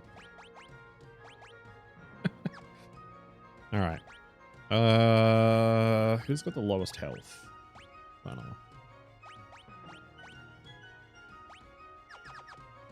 Maybe a program bug this is held over forever. I mean, entirely possible, but there is some like other enemies later where it functions exactly the same way.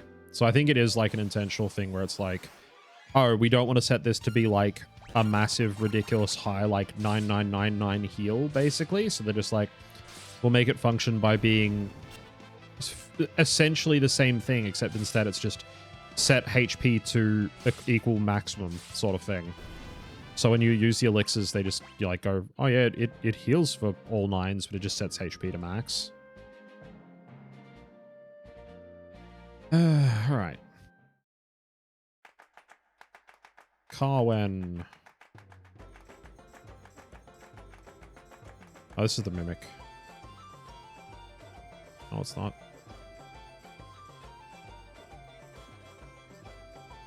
Wrong town. Axie, I better have a good stream all night, Axie.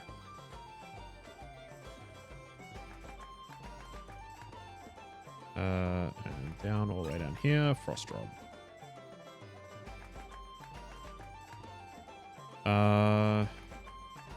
Might get Summoner. I should probably try and kill Shiva while I'm at it when I get there. Alright, piano number 2 is in here.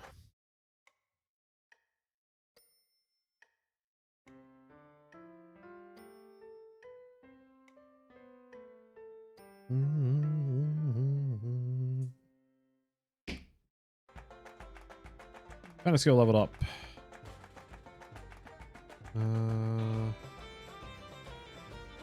Right, it's down here. It's like, where's the secret passageway in here? 1000 gil.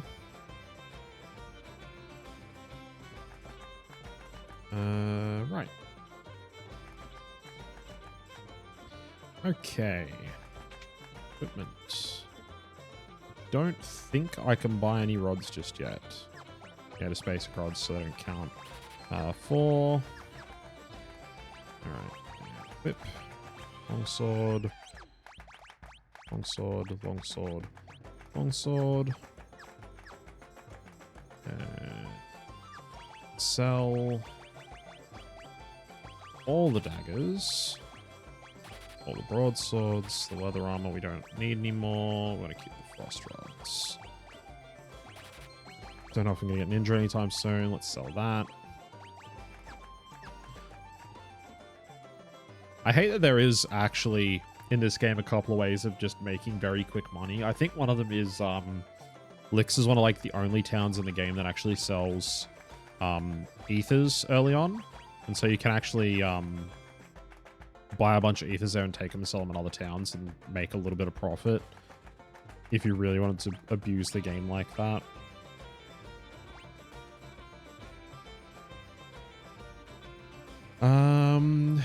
Shit. Yeah, I probably should. Shields are more useful than helms right now.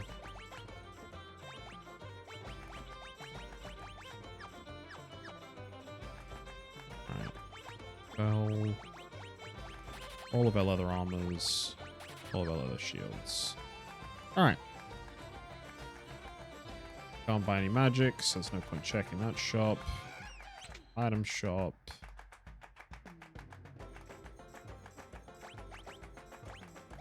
No, not toad. Any gold needles. 4. Bunch of potions. Couple of phoenix downs. I hate this next section. If you're like any classes that don't have access to magic or anything early on, because one of the big things that you'll find in this next part, what's really annoying. Oh shit. I think I can kill you. Aren't you supposed to run away? Are you gonna leave? Alright, I'm supposed to run. It's so annoying.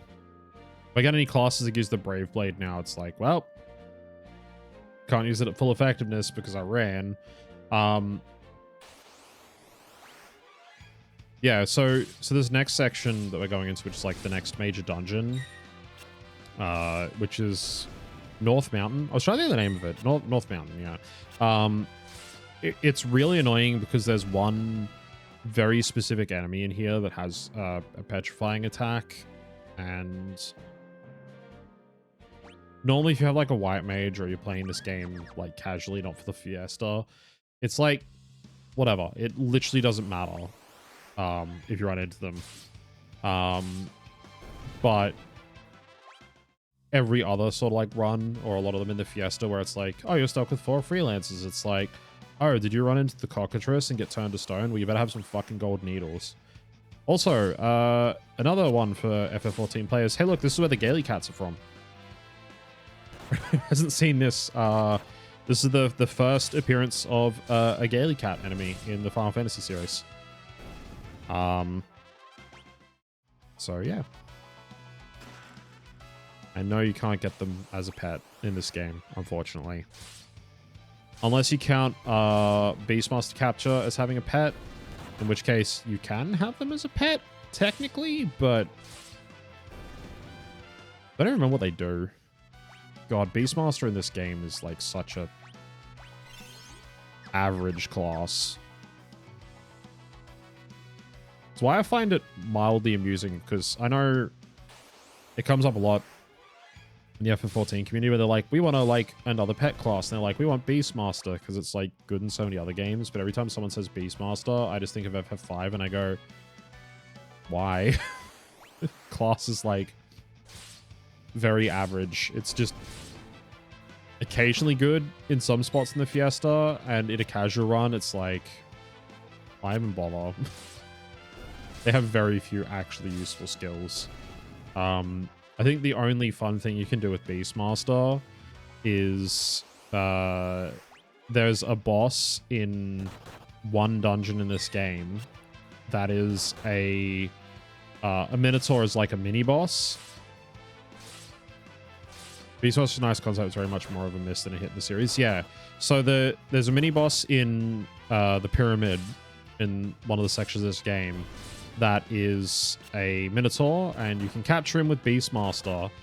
And then there's a boss in one of the 2 halves of the Fork Tower that is the Minotaur's brother from the pyramid. They're not the same Minotaurs as like the Minotaur summon in FF8, unfortunately. It'd be really cool if they were, but they're not. And you can take the captured Minotaur from the pyramid because he's only a mini boss, so he's actually capturable. And use him on the Minotaur boss in the Fork Tower. And there's a unique line of dialogue where he's like, "Oh no, my brother, you know, you beat me with my own brother," basically. It's like, it's about the only cool thing you do with Beastmaster in this like entire game. There it is. There's the cockatrice. Things have fucking huge evasion is the problem. And it is just their basic attack that can petrify you. So if you're not careful, you can just get petrified by these fucking things all fucking day in this dungeon. And it's really, really annoying. The other annoying thing, other than the cockatrices, which this one spawned in the back row, so it's taking less damage from physical attacks as well, just to make this extra fucking annoying, is those purple flowers on the fields that I'm walking around in this section. You wouldn't realize it, and they're kind of like just like a noob trap for anyone who hasn't played this game before.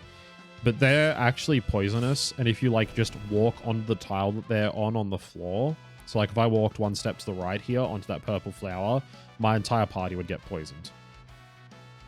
There's a couple of hints in the town right before this where they're like, "Oh yeah, be careful about like the poisonous flowers on North Mountain," basically. Just like there's one being like, "Oh yeah, there's stuff going on in Waltz," and it's like, well, how do we get there? You can't sail across the ocean with no wind. And then it's kind of like, we hear there's a drake up on North Mountain. Maybe you should go and get the dragon. It's like, oh, okay. Yeah, there's a few things in this section that kind of like hint at upcoming stuff. Right. I'm going to take another quick break. Got an ad break starting in a few minutes. So feel free to get up, get some water, stretch your legs, grab a snack, anything like that. We'll be back with some more of the Fiesta. We got to get at least one more job tonight. I'm only getting the first job on the first stream. That's too boring. We'll at least get the water crystal job, and depending on how I feel after that, when we get to Karnak, I might do the fire crystal and the Karnak 500. Which for anyone who hasn't seen the Karnak 500, that's fun. That's always fun. Because you got 3 jobs for that point, so you kind of have an idea of what you want to do. But yeah, so I will be back very shortly. I'm going to go grab myself some more water and take a quick bathroom break. So feel free to get up, stretch, take a break yourselves. I will be right back. All right, I am back. You're all back. Welcome back, chat. Hopefully there was a nice little break there. You got yourself some more water, snack, stretch your legs, anything like that you need to do. And yeah, hope you enjoy what's going on. I thought I'd just quickly, because I just thought about it, I haven't done it for the last couple of hours of the stream. For anyone who doesn't know what we're doing here this evening while I'm playing Final Fantasy V, why it's talking about jobs, you got those crystals up on the top right, just sitting there slowly spinning away, which is a hand customized sprite that I did for those gifts. It only came in one color originally, and I made all the other ones for the other crystals, which is really fun. But we're doing, or I'm doing at least, and anyone else who wants to join me, the Final Fantasy V 4-job Fiesta, which is a yearly event. I will just do this command in the chat as well. If anyone hasn't seen it yet this evening. So yeah, the 4-job Fiesta is a yearly event that is run by Eric Koziel. It is a awareness campaign and charity event where you don't even have to stream, just it's to encourage people to play Final Fantasy V, and in doing so and sharing the challenge they have with the 4 jobs they get with other people, let them know about different charitable causes, and you know, get them to play one of the best Final Fantasy games ever released. It's one of the most replayable ones, at least, even if you don't agree that it's the best. I personally think it's the best and it's my favorite. This year, the charity is the Palestine Children's Relief Fund, or the PCRF, is where all the money is going to from people who donate to the campaign. And as every year since I've started doing it on stream, I also like helping newbies out if they want to give it a go and play Final Fantasy V for the first time. So if you do want to give it a go, and you do want to play Final Fantasy V for the first time, there is a link to my Discord, and that message is posted there. You can do exclamation mark Discord at any time if you'd like to grab that link again. And yeah, feel free to ask me for any help. I'll help out in the Discord and stuff like that. And if you finish a run, you don't have to do one like I'm doing, where you get your jobs in weird sequence or anything like that. You can just do the basic. Every time you get to a crystal, it'll give you a new job. It's actually pretty easy to get through just on the normal sort of run. And for everyone who does finish it and posts a victory screenshot, which is what you also have to do for registering your run at 4jobfiesta.com and everything, to say that yes, you have finished your run for the event. I will be donating $10. I'll be donating some money, because I always do every year, to whatever cause it is, especially the ones that I agree with, like the PCRF is a great charity. But yeah, if you want to just try out the game and all the rest of it, you can just... I am not saying this to encourage people necessarily to do this, but you can play it on an emulator if you feel that way inclined. You can play the GBA version, which has some other differences and stuff with it. You could grab the Pixel Remaster. It's honestly pretty cheap. Play whichever version you feel like. And yeah, if you finish it, post a screenshot in the Discord, and that'll be 10 extra bucks to the charity. And all you have to do is just play a video game. But yes, we're at the next part of the story here. Lena gets King Tycoon's helmet, which is a mithril helmet. And we actually do get that as an item as well, so we can put that on one of our classes next. And now we get to fight Meteor, who is a annoying character. We get a fake out about Faris dying in a second here. And then just climbs back up. It's like a very short fake out. Also, Meteor fired a poisoned arrow there, which went into Lena and actually poisoned her. And so at the start of this fight, you actually notice Lena's actually poisoned, which is a really nice touch. So one of the first things first we want to do is antidote. Okay. Now this is going to be tricky because I can't remember how much health Meteor has. But if you do this fight wrong, she will summon her husband to come and back her up. But if you get her health right, and I think I'm not quite there just yet. Maybe 2 more. Ah, damn it. I was at the right amount. Fucking Forza. Alright.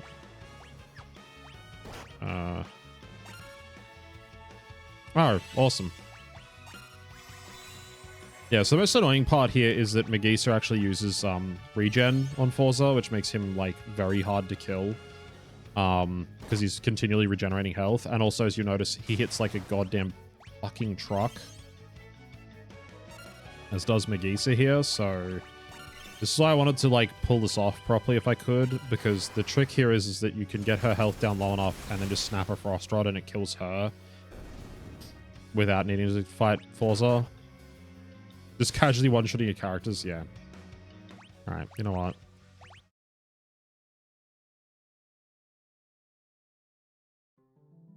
So I'm not...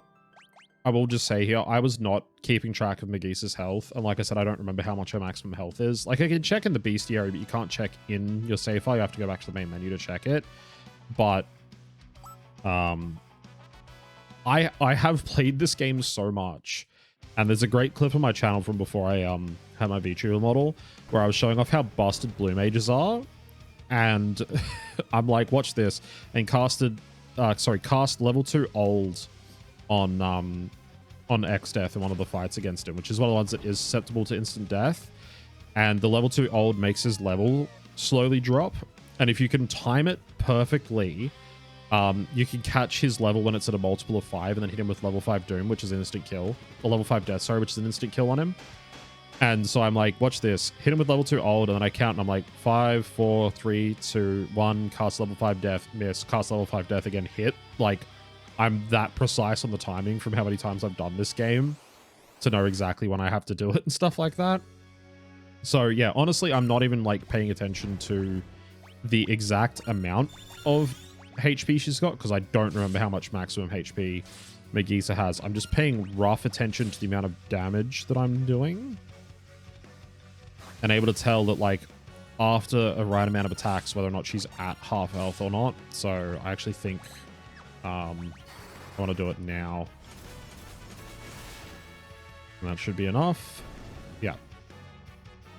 Yeah, possibly one more attack that she would have summoned her husband. And the stupidest thing about it is that a lot of the boss fights in this game that are mandatory fights, so both the Siren and Meteor and Forza, don't give any ABP or EXP. So, like, you don't get anything from that boss fight, right? Like, I just got a whip.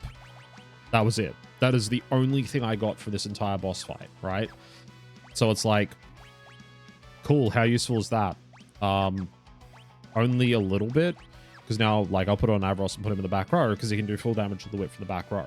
Because our only class is Freelancer still.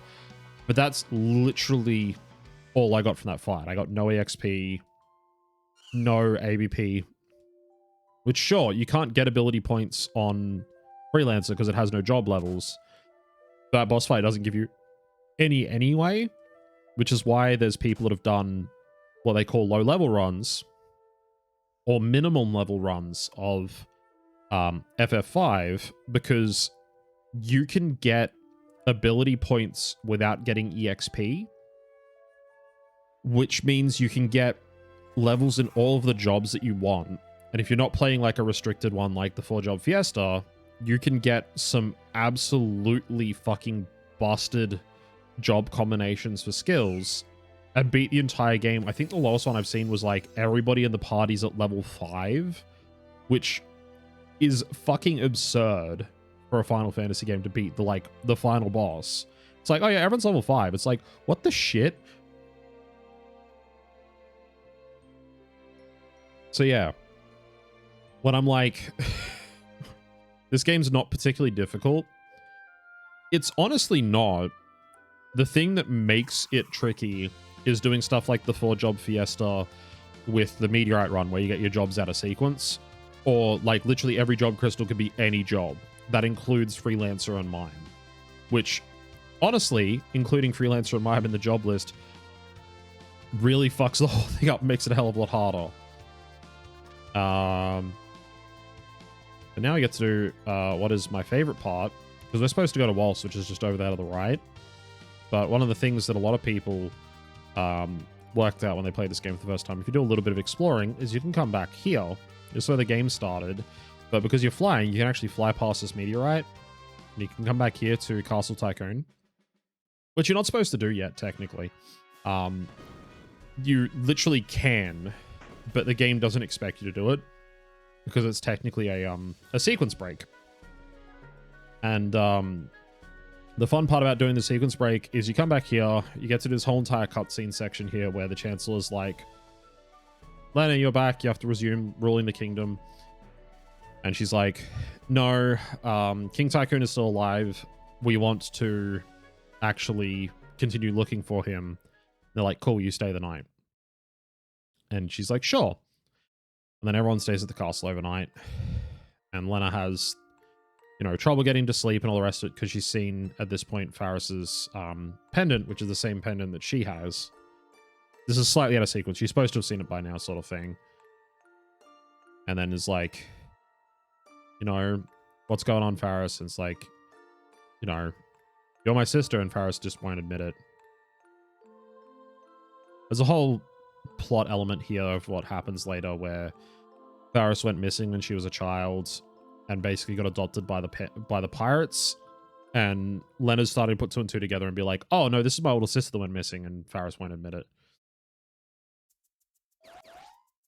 Then we get a comedy scene where the party's trying to wake up the main character, which is Avros for me in this case, and then he's like, I don't see it on the party, and then finally finishes waking up and there's like, haha, he's a few men short of a full crew because he's, you know, stupid.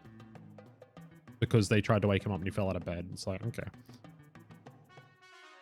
Anyway, the reason why we sequence break here is this gives us access to some wonderful items. Are you the one I want to think of? That's King Drake's alive, yeah. Not you. There is a one of those old lady sprites somewhere in the castle that you talk to, and it gives you like a flashback for Faris's past. But in the same room, there's also an elixir, which is this one. But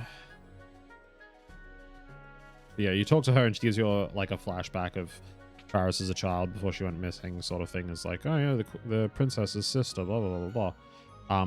There is also a hidden passageway here, right behind this tree, that takes you out here. Takes to Castle Tycoon Eastern Tower, which has a bunch of items in it, which has a cottage, which is the upgraded tent. I think it's one of these pots. And another cottage there. Nope, must be the tower then. Okay, so two cottages, so, you know, pretty good. I think if you check the actual item descriptions for them, it's like 10. It's like recovers all HP and MP can be used outdoors. Oh. Huh. Interesting. Maybe they changed to the Pixar remasters. The Tensor cottages are identical. Anyway. The other one we want to do is you want to go up into this tower here. And flick this switch to get into the storehouse. And then we get my favorite thing, which is where you come in here, and the Chancellor's gone in. There's no switch on the inside to let yourself back out, but he's waiting in here to be like, hey, this staff's been in your family for generations, here, have it.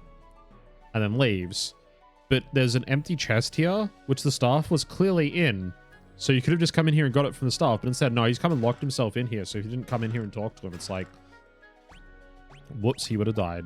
But the really fun part is, because we're all freelancers, Ashura's like 42 attack instead of 22 from the longswords. That's a shitload more. The diamond bell is more, and the healing staff is significantly less, but it does actually allow you to attack your party members to heal. No, they don't attack from the back row, I don't think, for the bells as well. Yeah, just got some massive damage upgrades there for basically free. And when we don't need them later, you can sell them for lots of money if you don't get Ninja, because Ninja's the only one that can equip the... Is it Ninja and Samurai? No, it's just Ninja. Equip the Ashura, yeah. Maybe it's just Sam. It's one or the other. Anyway. Okay, sequence break over. Let us go to the town of Waltz. Alright. Magic, we can't get any in here yet. We are dangerously close to our second job. Armor. Can't get any mithril stuff just yet. I think you have iron, don't you? Yeah. So, iron armor by 4. And equip. Mithril helm. Iron armor. Iron armor. Wait, you're in the back, right? You don't need mithril. You got the Ashura. So, mithril helm, iron armor. Iron armor. Iron armor. Sell.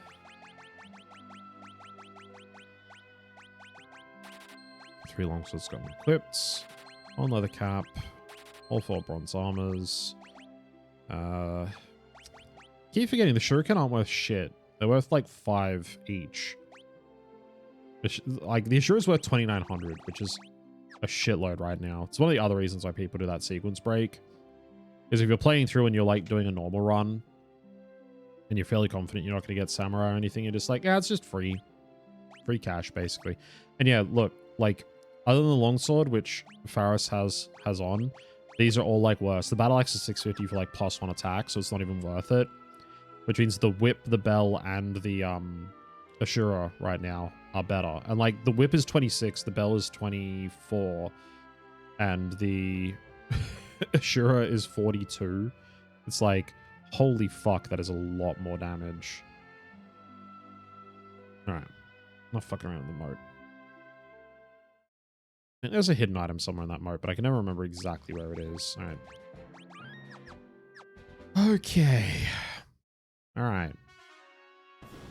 So we'll make 3 attempts at doing the really tricky thing here.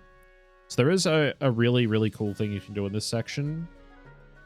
But it requires you to do a little bit of fucking around. So out here is the way to where Shiva is hidden, which we don't want to do just yet because we don't know if we're going to get Summoner or not. But if you come down this way, there's the jail, and you can let out that werewolf in there, but he'll actually steal stuff from you later, so I never free the werewolf because he's a jerk and I hate him. But if you come through this way and take these set of stairs here, now if you have Thief, and this is just a little tip for anyone who is playing or planning to play through this themselves, if you have Thief, you have the ability Flee, which is a guaranteed escape from combat, which lets you do what I'm about to do basically for free. But if you don't have Thief, what you can do in Castle Walls is you can come in here, and it should be this side is where I want to go. These enemies in here are called Jackanapes. These things are absurdly fucking strong for the level that you're at, and you should not be fighting them right now. As you'll notice, because they're just going to just one-shot my entire party. But you can still run away from them. And if you're very lucky, and I do mean very lucky, you can get in here and get this item, which is the Elven Mantle. There is actually 3 items on the other side that are really good as well. But I'm not going to bother going for them. That critical attack just did 460 because I got back attacked again. And he's in the back row. And I'm going to die here. 2 blocks from Galuf. That's a fucking Chad move right there. Come on, buddy. 3 blocks from Galuf. That is absurd. Come on. And dead. That's attempt number 1. So why would you put yourself through this? Is the real question here. Right? Why would you put yourself through attempts at doing this? Well, if you get lucky, and I have done this before with no thieves in my party, where you come in here and you run away from every single one of these fights without losing a single party member, or even better, you don't run into a single Jackanapes encounter at all, which can happen. But that Elven Mantle, there's... I forget what's on the other side. I think it's an elixir. Slow, it might be, is the spell. 3 Phoenix down. So I don't want to waste him here. No, I don't. Alright. Pip on Lena. Elven Mantle. Yeah. So you might be thinking to yourself, why is that Elven Mantle so worth it? If I'm doing this, I'm giving this a few attempts to try and pull it off. That is exactly why, what just happened there. So the Elven Mantle is an accessory. Increases your party members' dexterity, agility, whatever the fuck the stat's called in this game. I can never remember. I'll just check real quick what it's called. I think it is agility. Stats. Yeah, agility.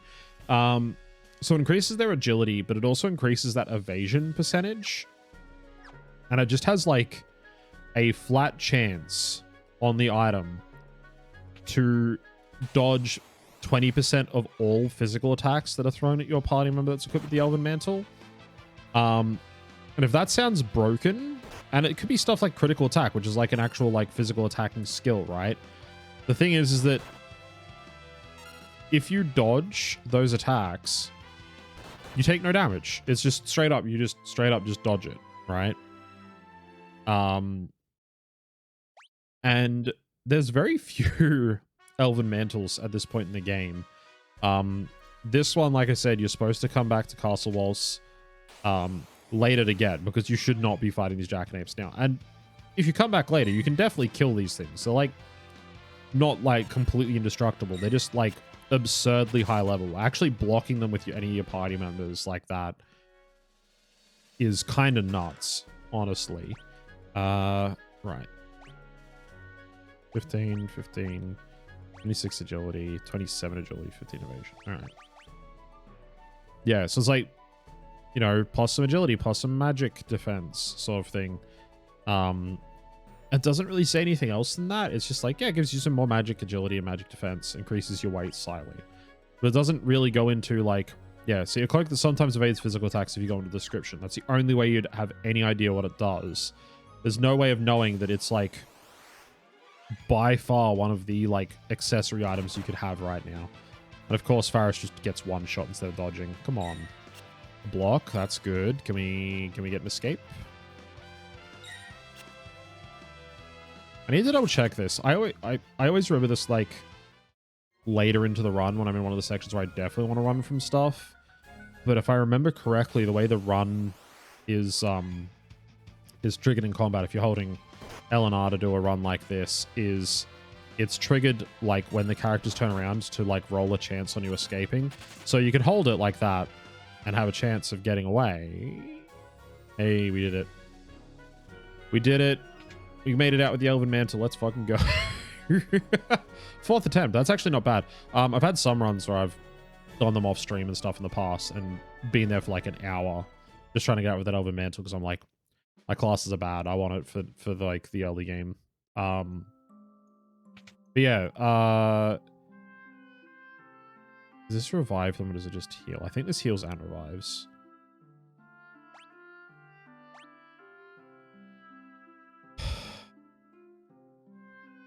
Only 20 gil. All right, we'll test it. But yeah, I think the way that the escaping from battle works is that if you like rapidly trigger it like I was doing, it rerolls every time you rapidly trigger. As opposed to if you just hold it, it does the reroll like every X duration while you're holding down the buttons to escape. So if you do what I was doing there and keep like tapping the button to make characters turn back around to do a flee, it rerolls the actual flee chance a little bit faster. Not significantly faster, but it's faster enough that like in that situation it gives you a better chance of actually getting away. Right, let's just ransack the castle real quick. There's some items here. Yeah, tent, Phoenix down, and the box at the top. Yeah, 490 gil. All right. One of my favorite things about this game is just every time you get to like a new castle, it's like, oh boy, a castle, time to ransack it for items.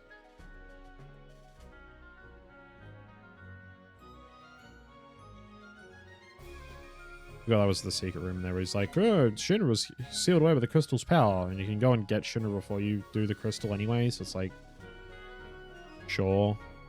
Oh, right, that's what I should do. Shit. Is it in?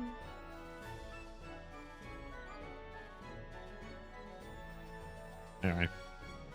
I'm pretty sure I can get rods either here in Waltz or like in a shop in the basement. No, this isn't the town with the shop in the basement area of the castle.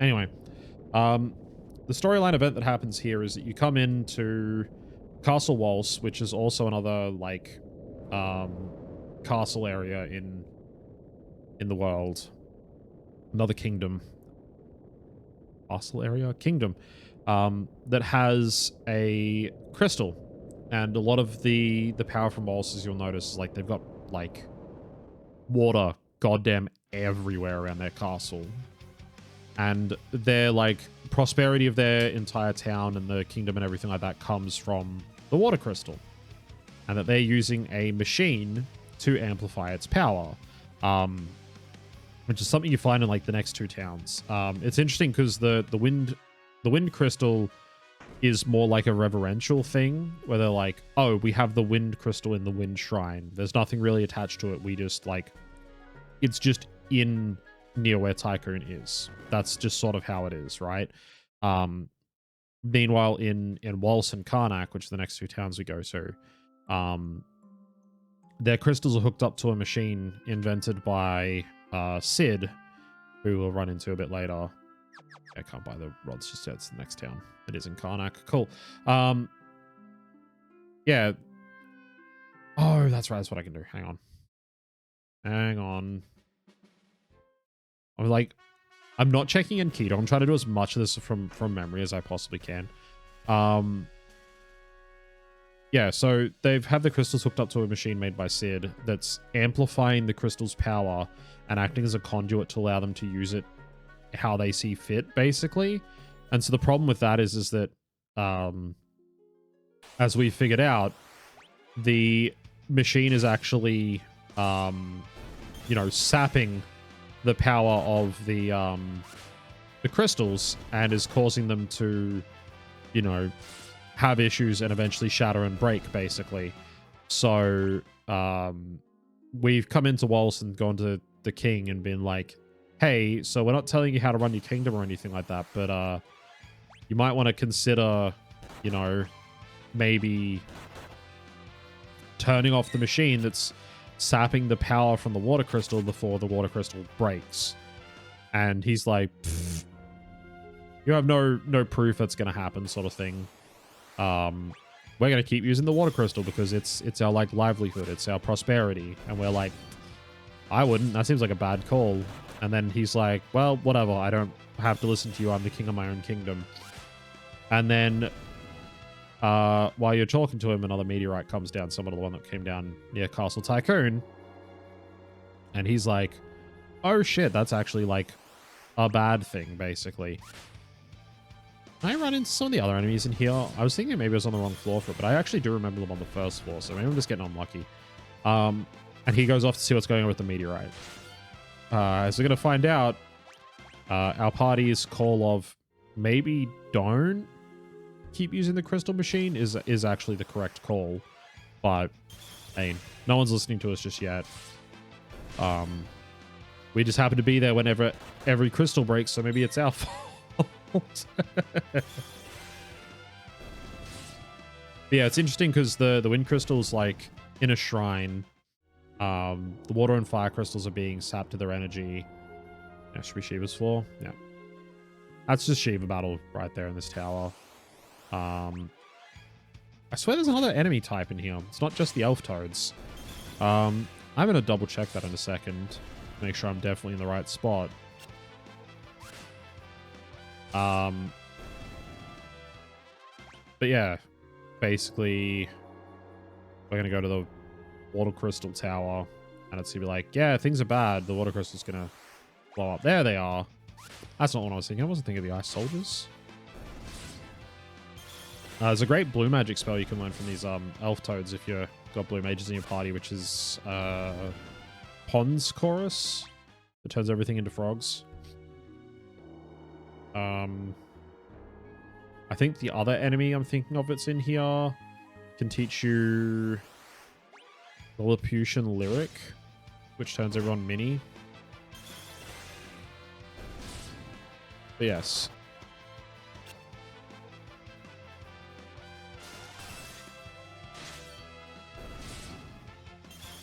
Okay. Let me just, while I'm auto battling here, Peter, bot, FF5. Inky bots.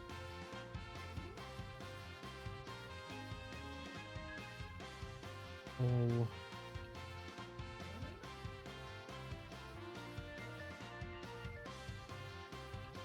Tips for person. Call the boss, ship graveyard, siren, Cohen, North Mountain, Eastern Forcer, Walls Tower. Beast of the Specs, has a Shiva fight.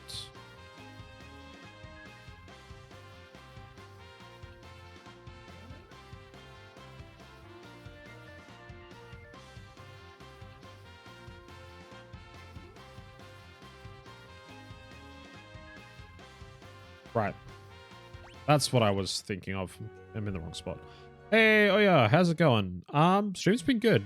Had a really bizarre issue with my controller not mapping correctly to stuff, but it's fine. We fixed that. No, this is the wrong mode. I was gonna be like, is there a sword in this mode? But this is the wrong one. I think of a different castle later. It has the sword in the moat. It's one of the knight swords. It's the great sword.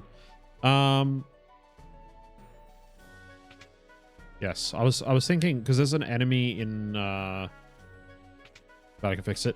Oh, I just switched to a different controller. It's really bizarre. I was using a PS5 controller, and Steam and this game both refused to like acknowledge the button mapping properly. It's really weird. But hey, different controller. It's all working fine now. So, we have backups. Yes, the thing I was trying to think of here is there's an enemy. It's actually in the next dungeon. It's not actually in the Shiva Tower. It's in actually Walls Tower, that when you kill them, they have a chance to drop a rod. So you can farm them for rods when you've got the ability to break rods, which we do at the moment. So we're going to abuse that against the next boss, because the next boss is an absolute nightmare for a fully physical party. It is not fun in the slightest.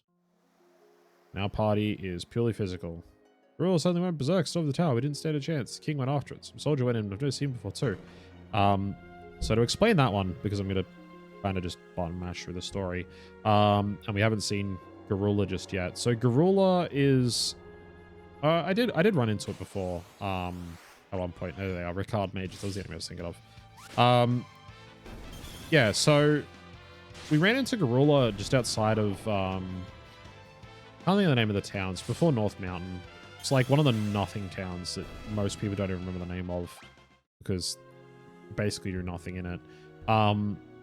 But you can run into Garula there on the beach, and you can run into Garula in the wilds around this area and Waltz Tower and stuff like that. But I don't spend that much time running around on the overworld map here because you have a dragon to fly on. But Garula is this like giant mammoth looking thing, and it's completely docile when you run into it outside of Waltz Tower. There's a NPC in Waltz you can talk to that has like a Garula like sprite next to it that basically is like, oh yeah, Garula's like a big like pacifist basically. It doesn't attack anybody because it's a big softy sort of thing. It's like, oh okay. Thank you for the hydrate prem. And then you come into Waltz Tower and also thank you for the boss check. Yeah, then you come into Waltz Tower and those guards are like, Garula's gone berserk. We don't know what's happening with it. King's run off after Garula because, of course he would. He's coming in to check what's going on with the crystal. And some random soldier ran in as well. So what's going to end up happening is when we get to the top of the tower, back for the home game. Can you even say it like that? Oh no, you can definitely call this my home game. Yeah, this is like the game I've streamed other than some of the FPSs by far the most. And it is a JRPG. It's definitely, you know, more my sort of home game being a JRPG protagonist. But yeah, Garula's been driven berserk and is trying to break the crystal up on the top of the tower.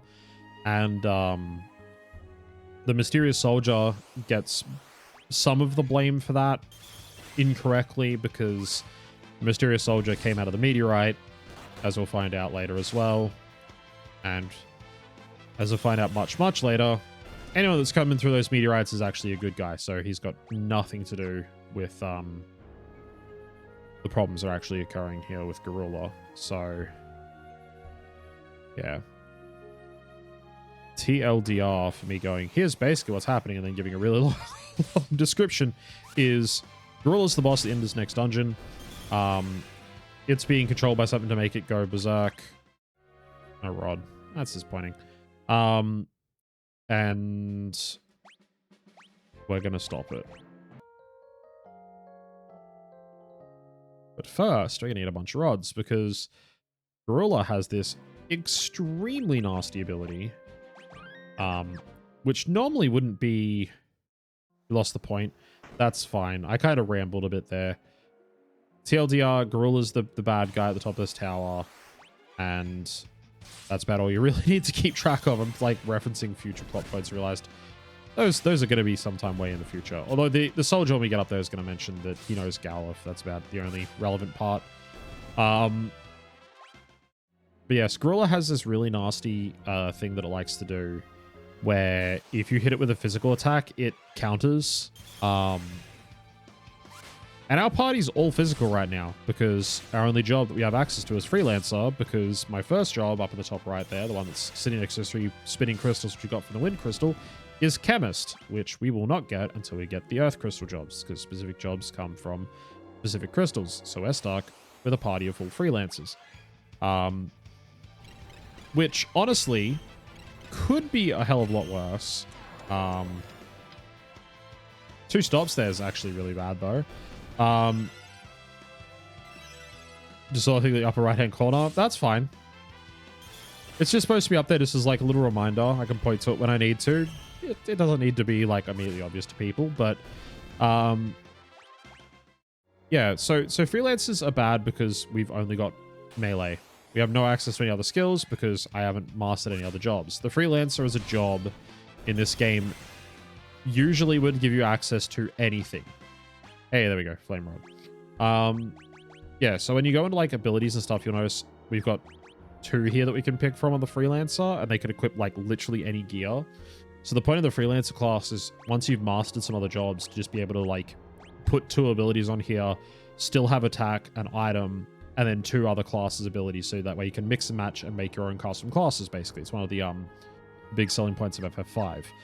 They, because they have attack and item as 2 of their like default ones that they always have, lends them better to being like physical all-rounder custom classes, whereas mine, which is another job you can get, doesn't have attack, I think it is. They either don't have attack or item. It's one or the other. But they get to pick just like 3 things. So you can just pick any 3 that you like from any jobs and make like fully customized classes. Yeah, they don't have attack. They have item. You have to pick manually to bring attack as another thing to have. So because of that, you could just go, oh, I'm going to make a custom class mage using mime and just pick 3 different caster jobs as my abilities. I'm never going to just do a regular attack. I'm just going to use items and spells. And honestly, you can make some really busted casters that way. But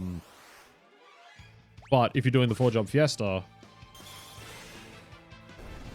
unless you get freelance as one of your later jobs, which I could do, the freelance is just going to be basically, oh, they could equip like any gear in the game, but they can't do anything else other than just auto attack, essentially. So, yeah, honestly, a bit of a problem.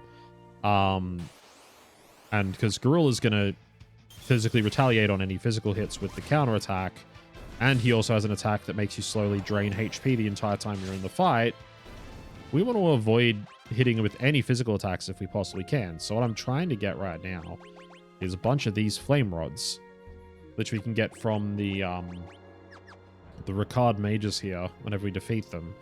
And if we get enough flame rods, we can equip the entire party with them, and then just go and fight Gorilla and just snap all of the rods to cast Firaga, I think it is, or Fire 4 times on Gorilla and just kill it without getting retaliated. And honestly, that's the strat. If we hit about level 15-ish, so we start breaking through 300 HP per character, before I get enough rods, then it could be worth going and trying to do an attempt at just beating Gorilla down physically, but honestly, it's probably still going to be really rough. So if we get to like that level and have like 2 flame rods, I'll probably just go and give it a shot. Otherwise, I'll probably just keep farming for the rods right now. And yeah, so you found the command there, Prem, which just gives a little overview of what the 4-job Fiesta is. Link to the website and which charity it's supporting this year, and a link to my Discord for anyone who wants to give it a shot themselves. And anyone who does finish a run, I'll throw an extra $10 in for whatever donation I put in this year for the Fiesta. Depending on the jobs we get, considering one of our jobs so far is chemist, I'll probably have to do reflect ring farming, which is always a fun stream that everyone likes to watch because I slowly lose my mind. One year I slowly lost my mind because I didn't get enough reflect rings fast enough, and it went on for ages of me getting no reflect rings. Last year's, I lost my mind because I got the reflect rings so fucking fast that it severely beat the projection percentage based on what the drop rate is, and I was just like, it was dumb. But I typically do every year. If I get it in 100 reflect nights killed or less, I donate $100 to the charity most years. But we'll see what happens, what the jobs look like this year. Because if I don't need the reflect rings, I might have to come up with like another fun challenge, which I got chemist, so I could probably do something with the optional super bosses. But we'll see. We'll see. Definitely a good cause this year, the Palestine Children's Relief Fund.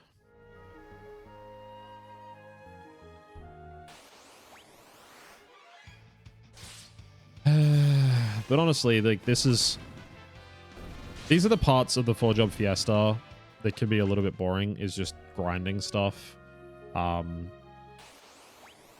Like there's no point not doing this. Like I could go and struggle and take a much harder like option and ram my head into essentially a brick wall over and over to be like, can I beat Gorilla the normal way just with physical attacks?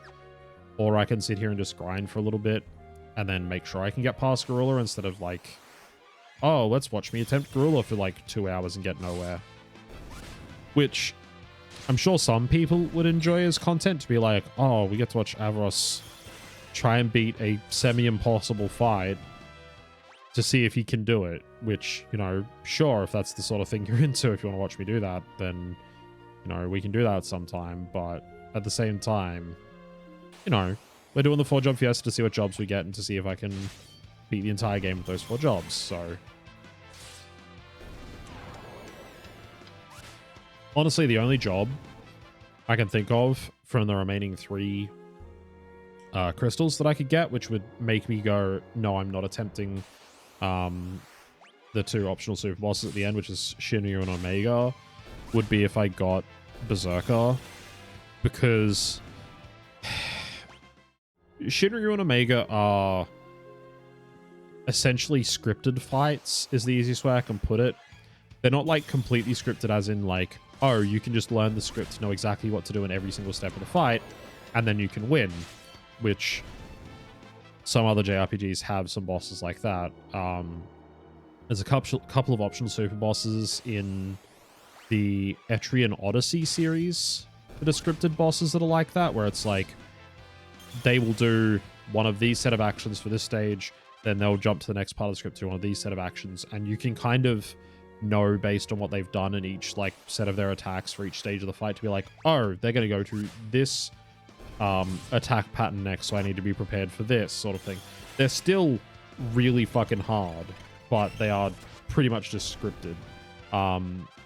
Meanwhile, Omega and Shinryu are like a reactive script, I guess the easiest way I can sort of put it, to maybe give a little bit of context, where it's like, if you do this, they will do this. They will always open up the fight with some pattern similar to this, and then from there on out, it's like, oh, did you do this? Then they're going to respond with this reaction, essentially. Which makes them, I won't say like cheesable necessarily, but it means that if you run into certain situations or have certain classes, then you can, if you set up correctly, beat the bosses.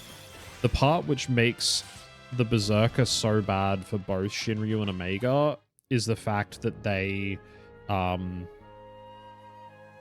will be completely unpredictable. Even though there's only one enemy on the field, so you can predict the Berserker is going to attack the one enemy, you can't sort of predict when. It's just like their ATB gauge will fill up and they will attack. That's all they will do. Which means that if you're up against, say, Shinryu, and they attack at the wrong point when you're still trying to set up a specific defense for a specific spell that it's going to use or something like that, it's just like, well, it's going to do this retaliation because you did a physical attack into it, and now your whole entire party is dead. So if you get Berserker, you either set up for one of like the Berserker specific strats for Shinryu and Omega, which there is a couple out there that you can do, or you kill your Berserker before you go into the fight and then try and clear it with only 3 party members, which, despite them being scripted and being like, okay, I just need to sort of know the responses to do at the right part of the script, you only have 3 party members, so it's infinitely more difficult than if you had a full party of 4. I am getting real unlucky. I swear these Ricard mages' drop rate on these rods is supposed to be like 12% or something.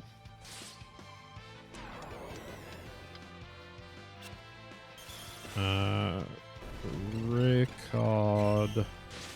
Not Richard. Phone. Come on. Ricard.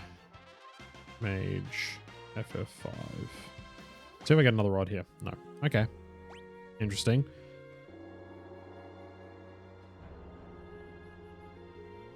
That's the stats.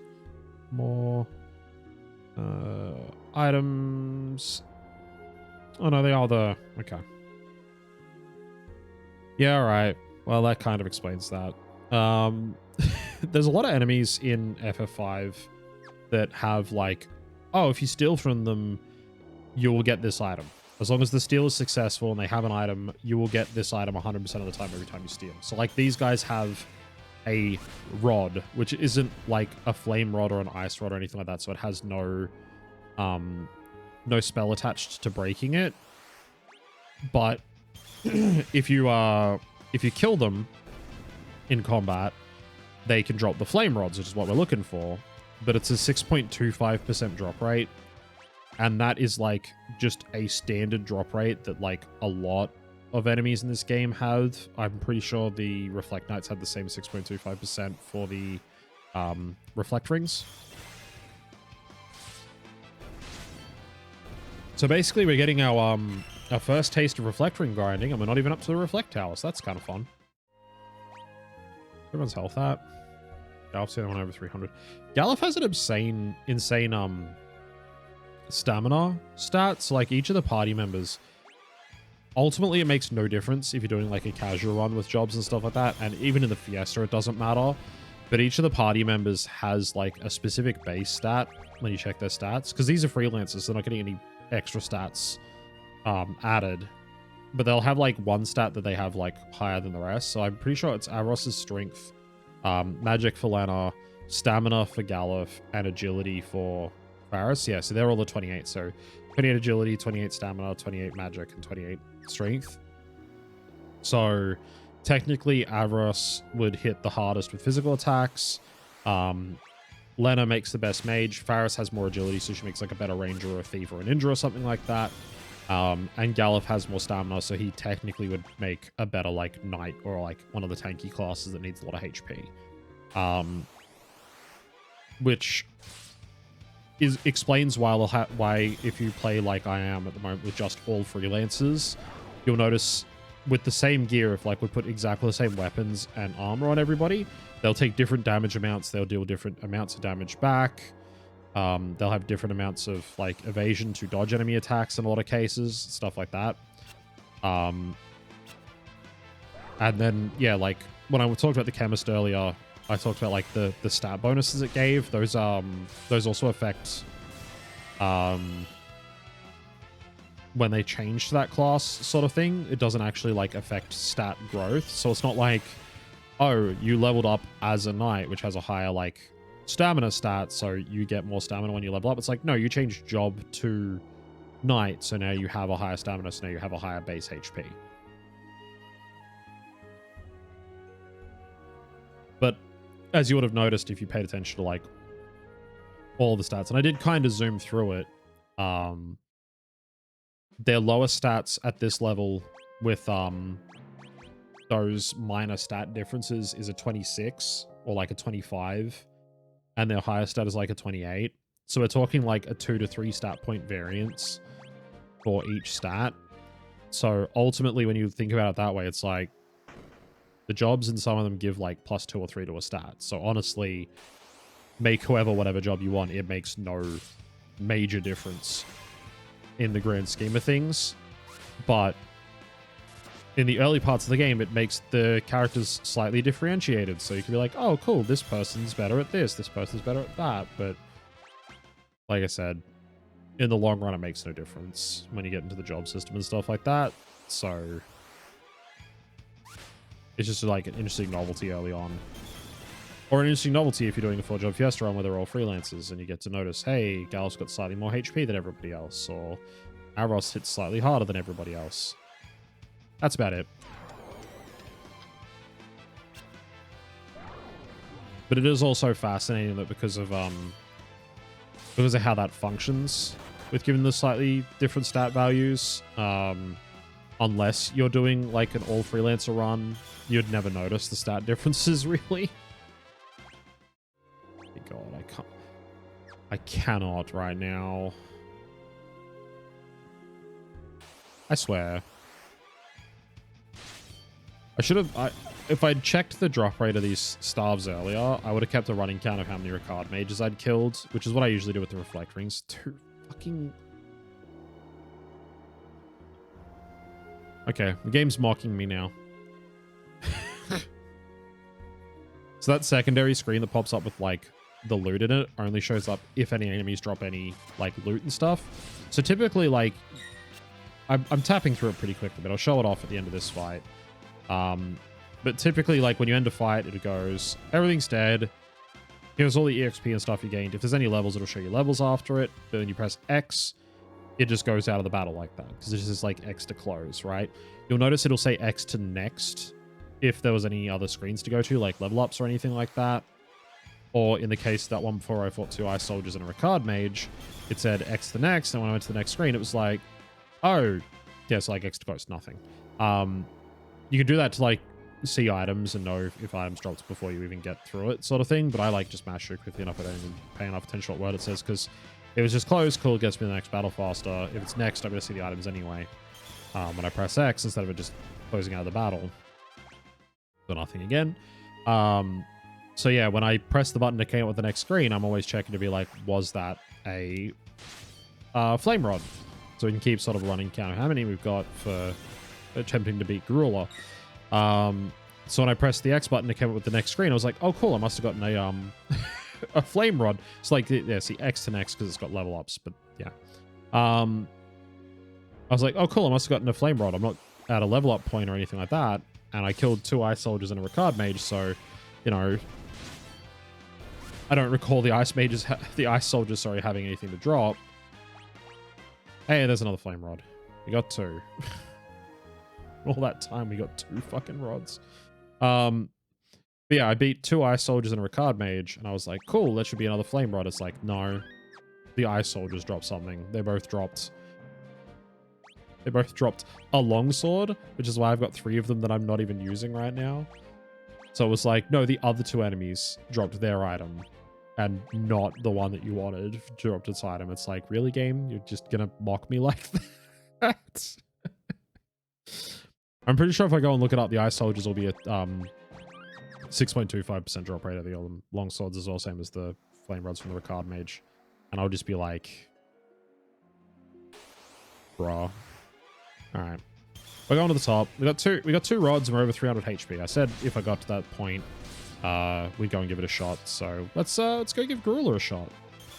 Ad break coming up. Nope. Let's snooze that one so we can go and give an attempt at Gorilla before I get another ad break there. And we can see what our second job is, because we've gotten the water crystal jobs.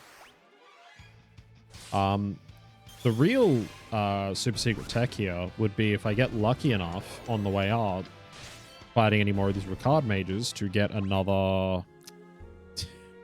Pause there for a second in case it happened. Get another flame rod would be nice. King of Walls is like, girls upstairs, please save the crystal, because he got beaten up. Hey, more wyverns. I didn't go up any more floors before when I was farming for the flame rods to reduce the number of encounter types, because like different floors and different dungeons will have different encounter tables. So like this floor has the wyverns and the Paz de Sul,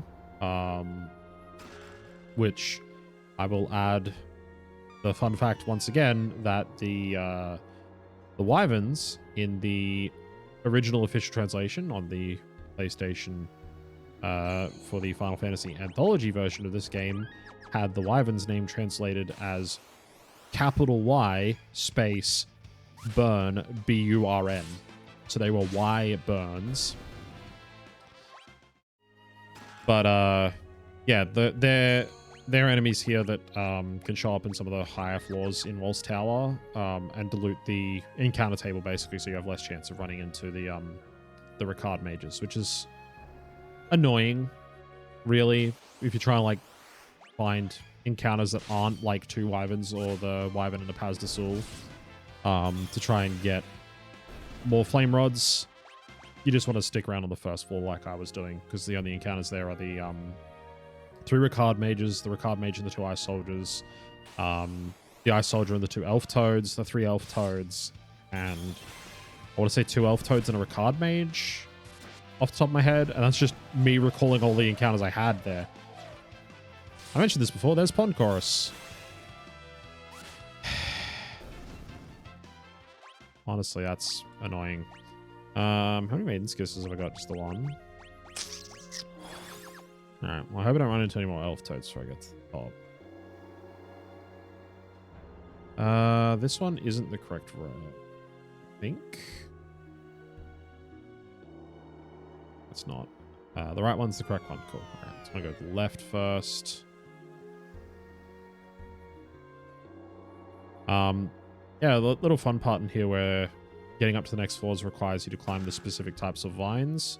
And you can't get to the rest of the floor, you have to climb up that specific vine. So like that left side where that chest is, I couldn't get to that any other way but climbing up that specific vine. Who else is in the front? You're in the front row. Silver Armlet. Elven Mantis, Silver Armlet. It's cool. Yeah, it's weird. The early part of this game, you can't really get too many accessories from a lot of spots. So like you'll notice I've got that one elven mantle that I did the dungeon run for and nearly had all my entire party die, but hey, we got out with it, so that's the important part. The leather shoes come from the Greenhorn Club at the very first part of the game, and the silver armlet's from here, basically, but like Avros doesn't have an accessory slot at all.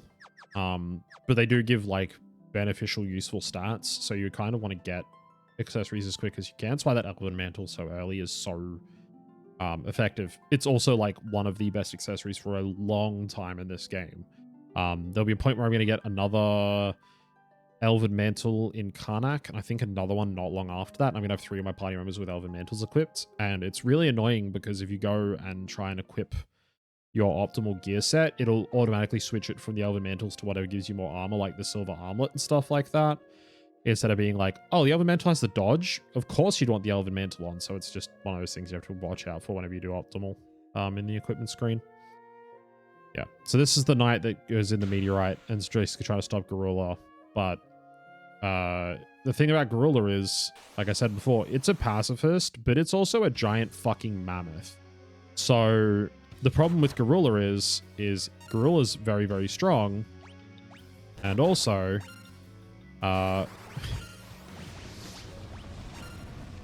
yeah, Gorilla wouldn't normally fight you, but it's being controlled by something here, and is definitely being a big jerk right now. But, and I wasn't sure if it was 2 flame rods, that's why I was trying to farm for additional, just to be on the safe side. Especially seeing as we can't come back here to get any more flame rods once Gorilla's dead. We're going to see why right now, but like a quick spoiler, because I'm going to go through this cutscene relatively quickly. But basically, Walls Tower is going to sink into the ocean. The entire plateau it's on just gets engulfed by water, essentially. I bring this up because it makes one of these little items we're going to see here in a second particularly relevant, because you'll notice the crystal shards are falling down, which are our jobs, and there's one up on that top left section there. And we can't get to that one. And you might think, well, that sucks. You miss out on an entire job from the very second crystal in the game. But the whole entire reason why that one's there is because it's one of the jobs you wouldn't want right now anyway. It's one of the jobs that you want to master a bunch of other jobs first before you get it. But yeah, that soldier in his like death throes basically there, where he's definitely dying, doesn't even realize the people that have come into the room and tried to help him out, and says, Lord Galif, I couldn't protect the crystal, and then like essentially passes out. Berserker. I'm doing a Berserker Risk run this year, so, you know, there's every possibility that we could get Berserker in any of these next 3 jobs, because I've got an increased chance of getting it. Which we don't want. That was Ranger, I think, or Ninja. A Mystic Knight, Red Mage, and Summoner. And we can't get that one up there until much, much later in the game, when we get a submarine to go underwater to get back on the tower to get it. But most people never come back here and get it at all during the 4-job Fiesta, because most of the rule sets people play the 4-job Fiesta under omit that job entirely, because getting it in the Fiesta blows. Same with the Freelancer. Freelancer's another one of the jobs that most people wouldn't want in the Fiesta at all, so it also gets omitted from the rule set.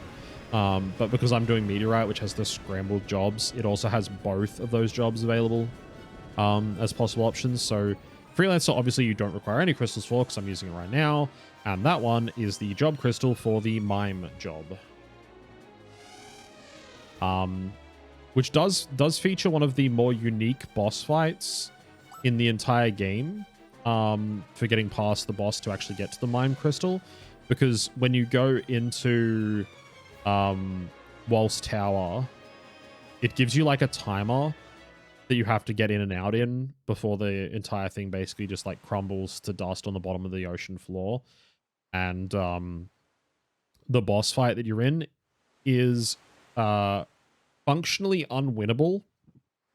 There are some cheese ways to beat it, but it's supposed to be unwinnable because there's a very specific strategy for actually beating the boss. Because the boss is the master mime. I don't think he has a name in this one, but he has a very similar model to Go-Go from FF6. So a lot of people just say it's the same character. I don't personally, but some people do say that. And the way that you beat the master mime is don't do anything.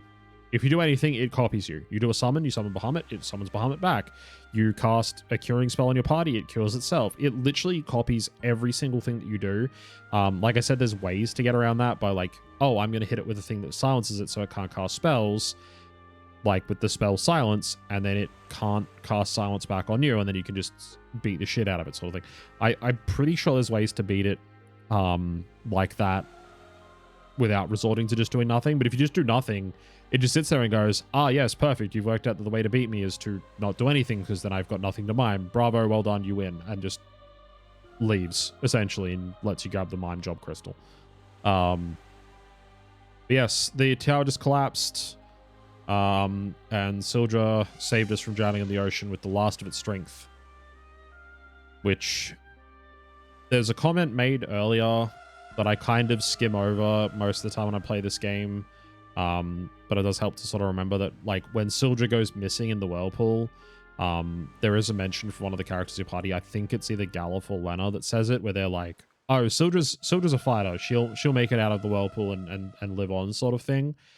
And then you get to this part, and Sildra shows up. It's like, oh yeah, no, it did make it out of the whirlpool. It did survive. You know, basically being sucked down to the bottom of the ocean in the whirlpool after you beat Carl Boss.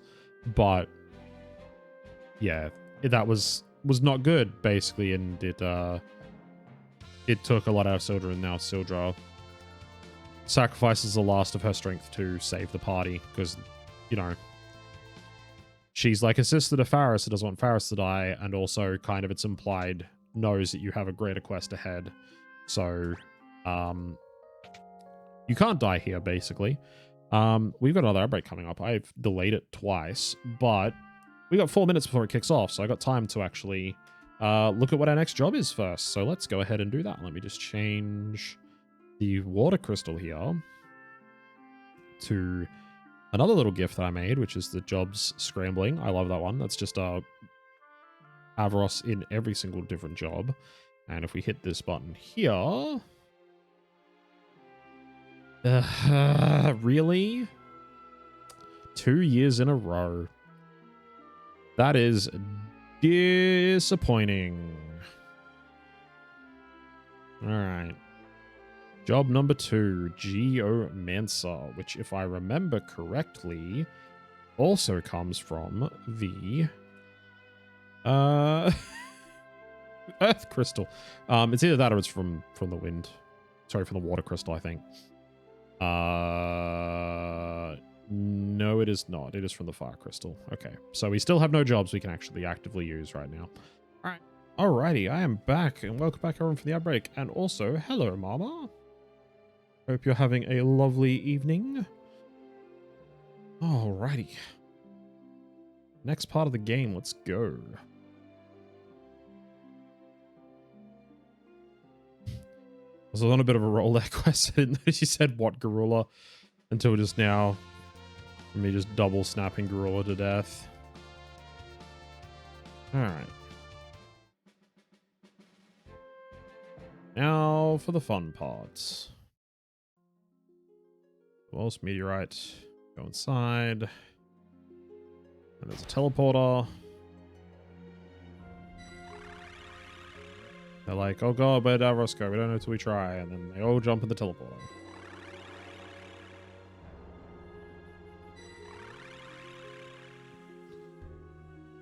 Galif goes, this seems familiar, but I still don't know who I am.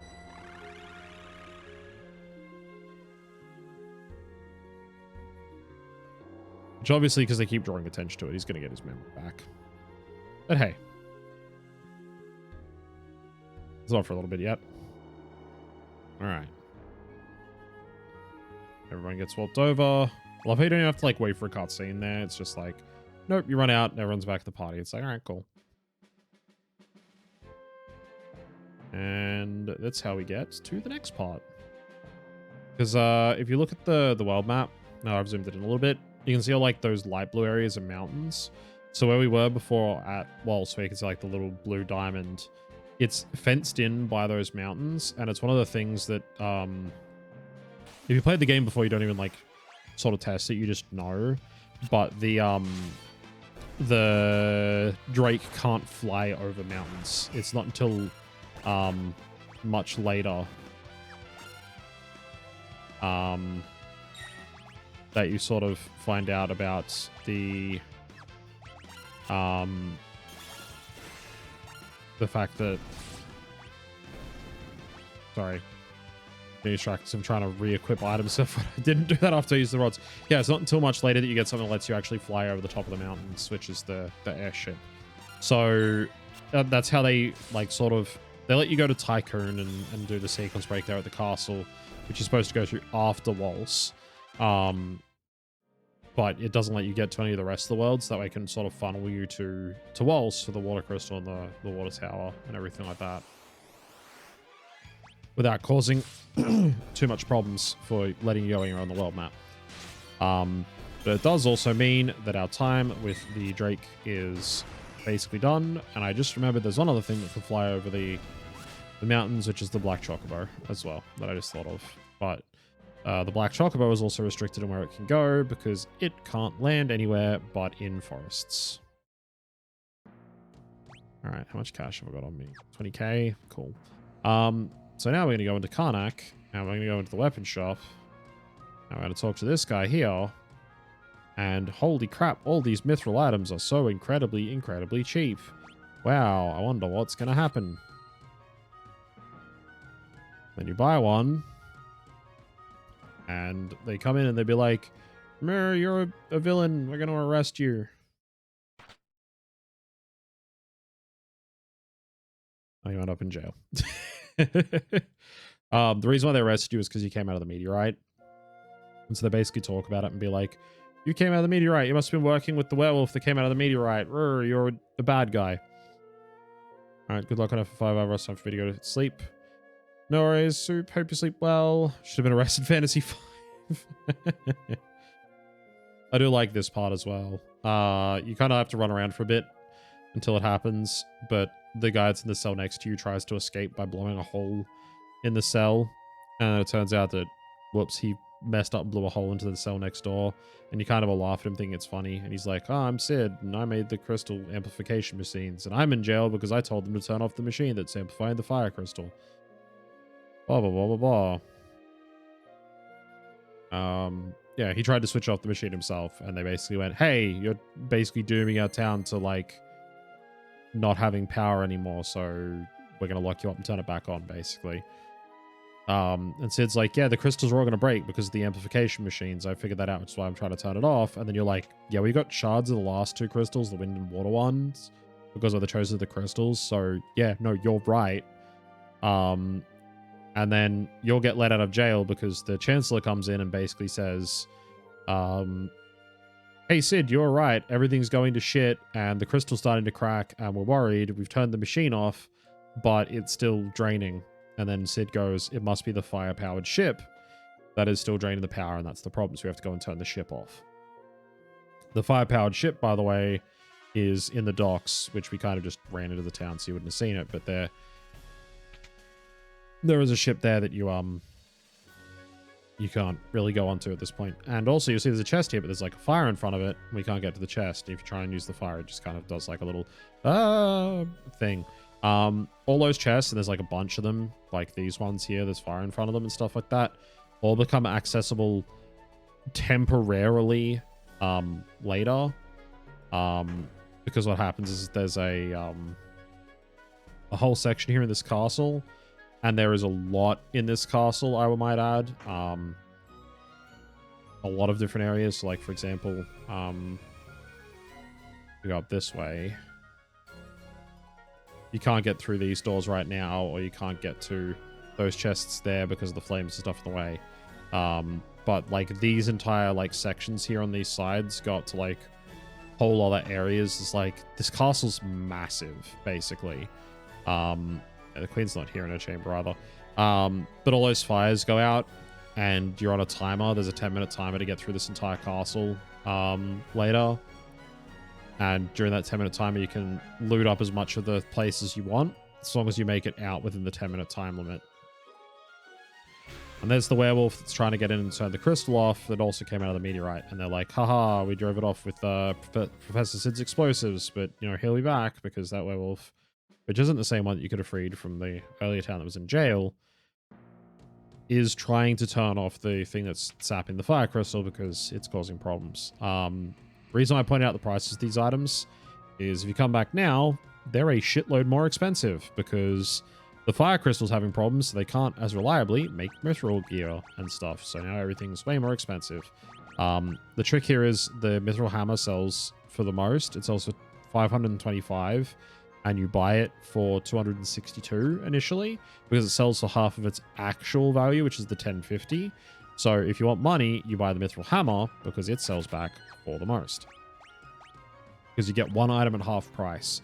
The mobile phone port of this game, which they did at one point on like iOS and Android, has the ability to buy 99 of an item at the same time, which you can't do in this version of some of the other ones. And the thing with that is that it does actually work here in Karnak for the first purchase you make before you get arrested. So you can buy 99 mithril hammers at the reduced price and sell them all back to basically double the money you spent on them, which just sets you up to have a shitload of money very fast, obviously. Cool. And mithril sword. But yeah, there's also rods here so we can buy them, which we're going to do in a second. And we already have one mithril helm, so we need 3 more. And we'll worry about the other gear that we want to grab later. And 1 pair of mithril gloves. Probably plug that hole because it breaks the game balance in half very fast otherwise. Interestingly enough, not really the reason why they did it. This is really, really bizarre. But what actually happened is that there's multiple like different versions of this game, and there's some really weird versioning differences when you look like heavily into it, basically. But the way it works is there's a version of this game that is the original SNES version, which has its own translation and everything like that. Then there is the Game Boy Advance port, which has some things changed for it to work on a lower button scheme instead of having 4 face buttons, whether 2 and 2, like L and R and D-pad and everything like that. So some of it's changed to make it work on that system, essentially. And then there's the mobile phone port, which is a like very specific version of it that's set up in a specific way, which has that bug in it and stuff like that, because they basically had to recode it all for it to work on mobile phones. And so they like rewrote the entire code base, and they were like, oh, we'll do some of these things to do like quality of life improvements. And then those aren't in this one, but they are in the original Steam version, which you can't buy anymore, which was this. They literally ported the mobile phone version to Steam, just straight up, that you could buy. And it is just the mobile phone version from iOS and Android, but on Steam. And then this one is the Pixel Remaster. God, this is so fucking nerdy that I know all this. But the Pixel Remaster is the original like SNES version ported to Unity and recoded, but like 90% of like the specific like tricks and stuff you could do in the SNES version still work in this one, because it's basically that code base just upgraded to Unity to run on PC with a couple of quality of life things like the auto battle and stuff like that added in.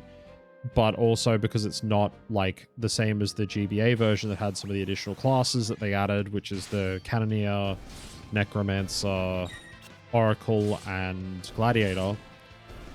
It doesn't have some of the other like weird coding things that the GBA version has, as well as some of the glitches the GBA version fixed are still broken in this one. But some of the glitches are fixed because they updated the code base to Unity, and have since, because this game has been patched since it released to fix some bugs and stuff with it that were making the game unplayable, they also went and fixed some of the glitches. So this version of the game is the most like fixed version because it has the least amount of glitches and stuff in it because it's basically a completely different code base. So to put that in like perspective, there's the SNES code base, the GBA code base, the mobile code base, and the Pixel Remaster code base, and they all have different problems with them and everything like that.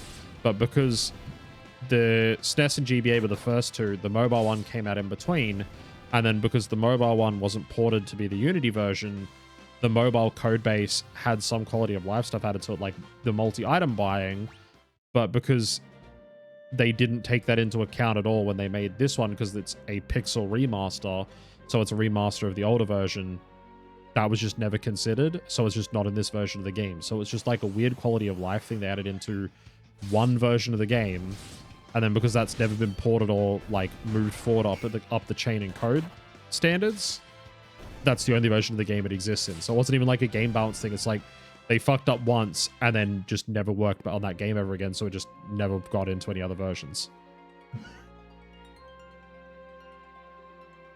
So it's not even that they plugged it for game balance, that never existed in the version of the game this is a remaster of, so it's just not in this game.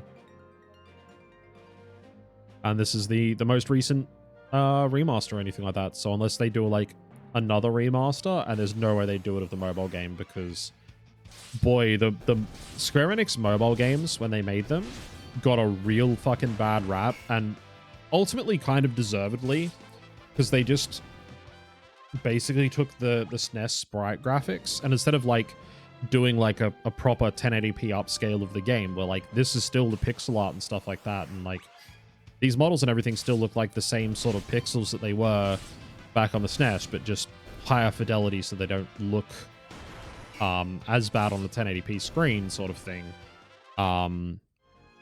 Instead of just upscaling, they took the SNES graphics, and as far as anyone can tell, they put one of those like emulator filters over it, so like 2x SAI for anyone who knows emulator filters, and then just like did a bit of a pixel redraw to make it not look like blurry and stuff, as well as using some of like the sort of like redrawn 2D art for the sprites that they've done, which look honestly kind of bad.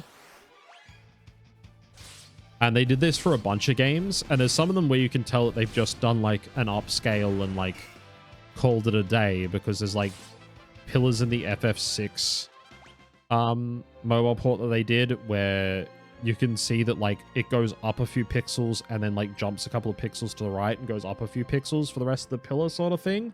And you're just like, someone just upscaled this and like didn't line those pixels up, because when they upscaled it to increase the pixel density, it shifted those pixels like a pixel to the right, and so stuff just looks like slightly disjointed, and it's not good. And they ported it to Steam, which meant people could look at it on like full 1080p screens instead of their mobile screens, and it just made everything so much more obvious that it was just not a lovingly crafted remake, shall we say. And so like if they did another remake with these games, which honestly, unless they were going to do like the GBA port remakes of some of the games from 1 to 6, because every Final Fantasy from 1 through 6 that was in the Pixel Remaster had a re-release on another console at some point. Final Fantasy 1 and 2 got released on the Game Boy Advance, the GBA, as Final Fantasy 1 and 2 Dawn of Souls, that had in FF1 the like Souls dungeons, which are like a dungeon you get after you beat each of the 4 fiends. That's just like a 20 floor straight down like dungeon crawl with bosses from the rest of the history of the Final Fantasy series. Like Gilgamesh is in one of them, the Doom Train's in one, like Atomos is in another, you know, stuff like that. Gives you some cool gear, gives you some more levels, just kind of fun to play through for some additional content in FF1. And then FF2 has a whole secondary storyline in it for like a New Game Plus, where I've talked about this before when I played Final Fantasy 2 on stream, but Final Fantasy 2 hates your party members to a certain extent. Like, you have 3 party members at the start of the game and a rotating 4th slot, and you have 4 people join your party in that 4th slot that throughout the plot die. and are just no longer in your party. They just get killed or sacrifice themselves for different reasons. And the additional plot they added to FF2 on the GBA was they were like, what if when all of them died, they went to hell, but not because they were like bad, but because like hell is a literal actual place that you sort of go to in the game to defeat the Emperor for the final time, because he takes over the throne in hell and is like, haha, I'm going to rule from hell then now that I'm dead.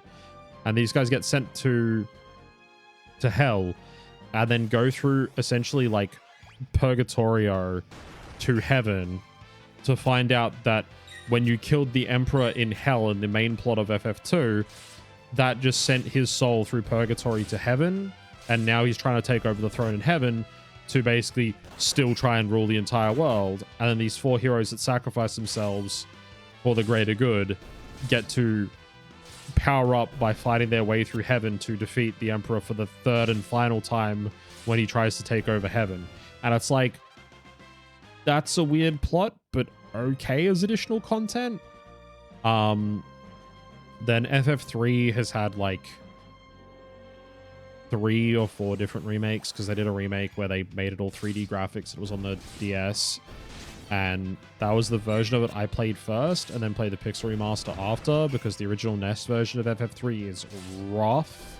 It's not a fun time. At the Pixel Remaster, also not a great time, because the final dungeon is just not fun, is the best way I can put it. Because you can't save in the dungeon like they've done in like every FF game ever, but it is like the earliest place outside where you can save your game is outside of an initial dungeon that you have to fight your way through to get to the actual dungeon, which is in the next segment past that, because you have to go through the Labyrinth of the Ancients to get to the Crystal Tower, and then fight your way through the Crystal Tower to get to the Void to fight the boss, the Cloud of Darkness, at the end of the fucking Void, basically.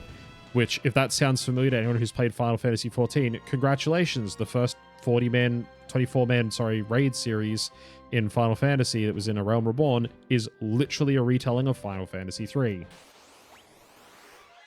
Enjoy that knowledge if you didn't already know that. Because, yeah, the final 3 dungeons of FF3 is the Labyrinth of the Ancients, which goes into the Crystal Tower, which goes into, like, the Void, basically. Except it's back-to-back, it's one dungeon, and you can't save at any point in it. So if you die or need to leave to heal up or use a tent or spend gold to buy more Phoenix Downs or anything, you have to fight your way back through as much of the dungeon you've cleared to get to the point that you're up to get out again. And that is just not fun by any stretch of the imagination for me. I've done it once in the Pixel Remaster. I'll probably never do it again, but the 3D version of it had some save points sprinkled out throughout it, so to make it a little less tedious. Still not much fun, to be honest, because they made some other quality of life changes in the 3D remake that make it bad. And it is actually called the 3D remake now. Like, if you have it in your Steam library, like I do, because I don't think you can buy it anymore. It's literally called Final Fantasy 3, and then in brackets 3D remake, close brackets, basically. I'm like, okay, that's how they're differentiating. Sure, whatever. FF4 came out on the PSP and had a whole additional dungeon that you could do that gave you extra loot and like ultimate gear for every member of the party, as well as the fact that some of the party members in FF4 disappear and you can't use them again, and they just stay gone in most versions of FF4, but in the PSP remake you can bring them back into your party after doing some stuff, so that you can use whatever 5 party members you want. As well as having the After Years, which was like an episodic, I want to say originally on mobile phone, but I know it also came out on like the Wii shop or something like that. Whole extra game that was like an episodic like epilogue to be like, here's what happened after Zero Miss was destroyed at the end of FF4 and stuff like that, which is interesting. Introduced like a lot of characters that like the kids, the main cast of FF4 and stuff like that, and how like the hatred flows down throughout the years from the Lunarians and stuff like. It's like a whole. They may have like ended the plot of Zero Miss, and Zero Miss's hatred was like the final boss, at the end of FF4 to be like, ah, yes, I could only be defeated by the power of love, not by hate, which is what Golbez and Kusoya had. And then it's like, yeah, but hatred still flows down throughout the generations, so their kids are still cursed to live in a world where Zeramus's, like, anger still echoes throughout everything until, like, people learn to forgive each other and not, like, cause war, essentially. It's like, yeah, right, that's an interesting enough plot, but, like, did it need to be a whole extra game? Probably not. Still fun to play through, though. It also introduced, signature attacks. I can't remember what they were called, which is like, oh, do you have these two characters in your party? They have like an attack where they team up and do like a link attack basically together, and it's like a whole thing.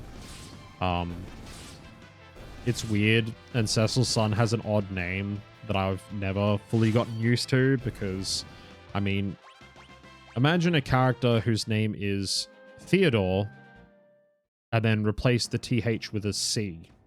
His name is Theodore. That's just what his name is. It's like, okay, that's just weird. FF5 are added in the GBA remake 4 new jobs, as well as a whole additional dungeon that you can only get to after you've beaten X-Death that has another job in it that you can't use for any of the rest of the game. You have to go and beat what is essentially an optional super boss at the end of this dungeon to unlock Necromancer, and then it's like, congratulations, you've unlocked a new job and have literally no content left to do with it except go and beat X-Death again. But if you've beaten NOO at the end of the extra dungeon, there's probably no challenge for you to go and beat X-Death again, but, you know, hey, you can if you want. So it's kind of weird. The other extra jobs, Oracle Cannoneer and Gladiator, are a lot of fun. So, you know, there's that.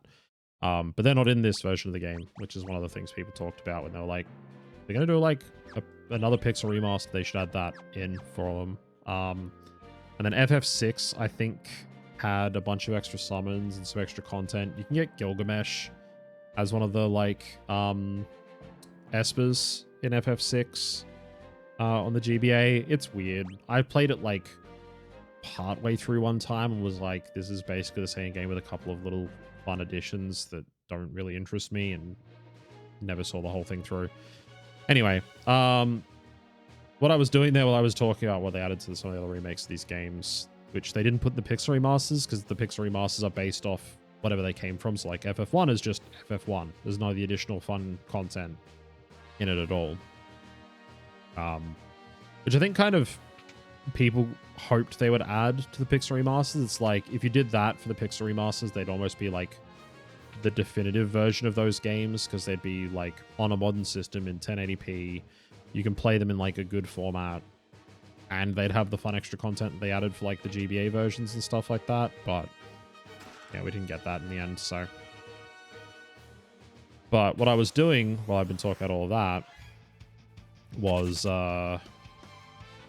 grinding wild knacks in the forest, because they have the highest gold drop rate in this entire section of the game, which is handy because I wanted to farm up a bunch of cash to buy rods, because the only place in the entirety of the first world in this game you can buy rods without needing to go and like farm them yourself from like drops and stuff like that, like the Ricard Mages in Walls Tower, is in Karnak.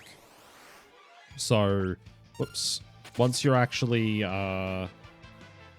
done through the fire-powered ship, and spoilers, I was talking about it before, Karnak blows up when you do the Karnak 500 and all the fires turn off and you can ransack the castle for all its loot. It blows up. Basically, the fire crystal lets go of its energy and essentially blows this entire place up. So you can't go back into the town to buy any items. So it's like heavily recommended if you're playing through the game and you're like, I'm going to want specific items from... Oh, that's the right spot there. I want to buy specific items from Karnak, like the rods and stuff like that. It's like, yeah, do that before you clear the fire-powered ship, because once you're done, Oh, the town's still there. No, you can still buy stuff. Yeah, it's the only town in the entire world you can buy rods from. So if you're planning on doing a lot of rod breaking, it's like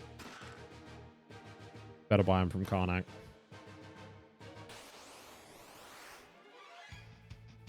Oh wait, I'm doing a lot of running here in the 5-powered ship. For a couple of reasons. I kind of mentioned in passing before when I had to run away from Garula about the Brave Blade. There is a section later in World 3, I think it is, not World 2, where you get a choice between 2 weapons that you can pick from. One of them is the Brave Blade, which is a very powerful knight sword. There's a difference between like regular swords, samurai swords, and knight swords, where some can only be equipped by certain classes. So like regular swords can be equipped by a lot of stuff. Like blue mages, for example, can equip regular swords, but the only classes that can equip knight swords specifically are the knight, the mystic knight, and the freelancer and mine. Because, yeah, that's just how it works. The knight can, if you completely master its job, give the support ability equip swords. Is it equip swords or is it equip knight sword? I think it might be equip knight sword. To any job as their support ability, but then that's the only ability you get as an additional thing. Which would let them equip knight swords, but otherwise you're stuck with one of those jobs. So unless you, like, in the 4-job Fiesta, get one of those jobs, you're probably never going to use the Brave Blade. The Brave Blade is by far the strongest knight sword in the entire game if you never run away from any random encounters. As soon as you start running away from any random encounters, its power goes progressively down, even if you don't already have it, because the game keeps track of how many random encounters you've run away from to judge how powerful the Brave Blade is. And it's called the Brave Blade because you were brave and didn't run away from any random encounters, essentially. The other item you get a choice of there as a weapon is the Chicken Knife, which goes up in power the more fights you run away from. But because it is a knife weapon, it is basically equipable by goddamn near everybody, which allows for you to basically just equip it on any class you may feel like, because so many classes can equip knives. There's a few that can't, but like pretty much all of them can. And the only downside to the Chicken Knife is I think it's a 25% chance when you attack with it to instantly flee from combat, which it is bad. It is annoying, but you can like work around it. There's some things like the thief can have the Chicken Knife equipped and use their attack skill Mug, which deals damage and steals items, and it just bases the damage that Mug does off the attack of the weapon you're equipped with. And the Chicken Knife's attack is massive. Dancers can also use the Chicken Knife and just get massive dances off if they trigger sword dance with it, because you can just use the dance command and just do that all the time. Basically, that is the correct way to go. Yeah, so should be a green beret.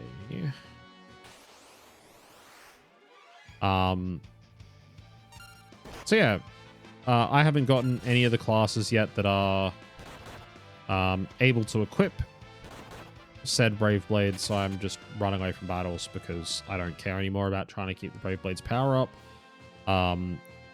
But also, the enemies I keep running away from are the crew dusts, and the crew dusts are super fucking annoying. is the layman's term, I believe you'll find for that one, is super fucking annoying.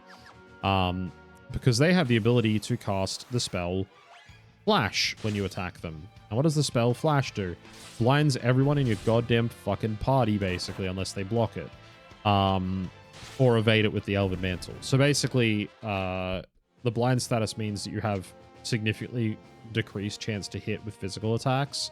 And again, my party's only means of dealing damage is all physical attacks, because we're all freelancers, or snapping rods, which I'm going to level with you.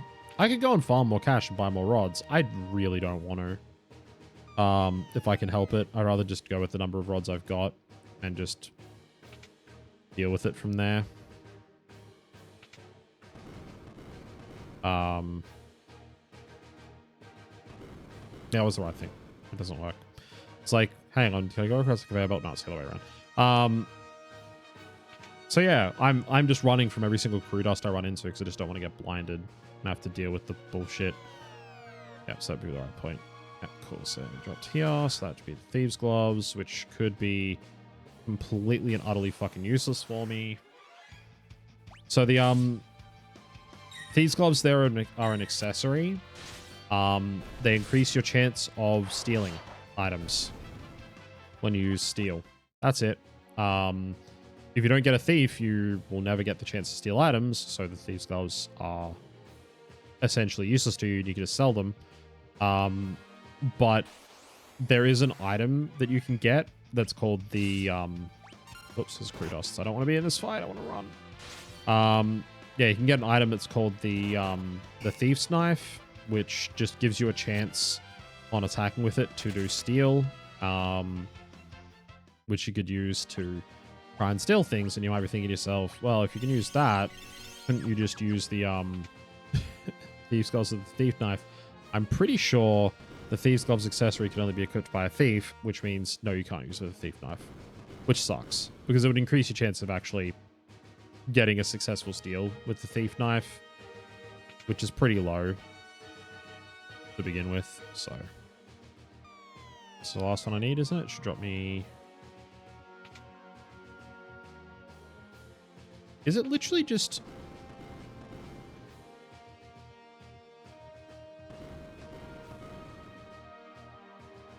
There's a couple of these where you have to like drop because the conveyor belt's the wrong way around, but I could have sworn...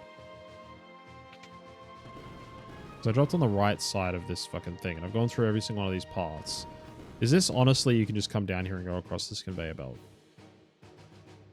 No.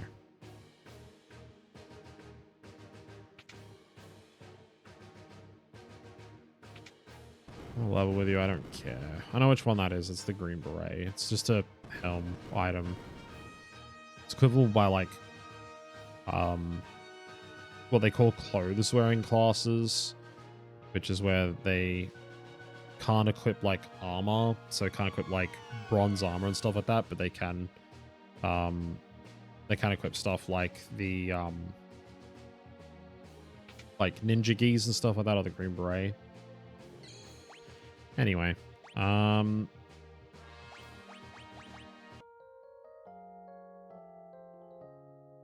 boss time. Boss time.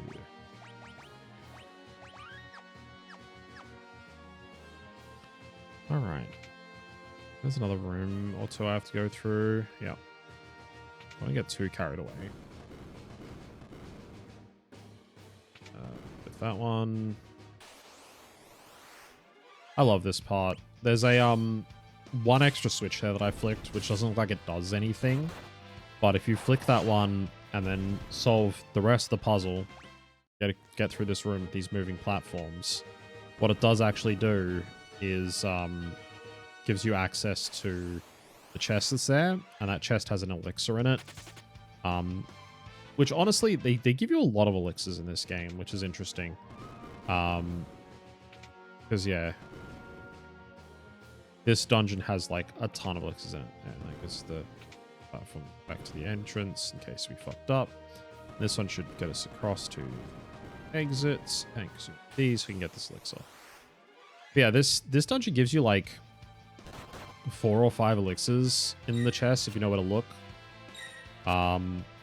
It is also where you can get another world map.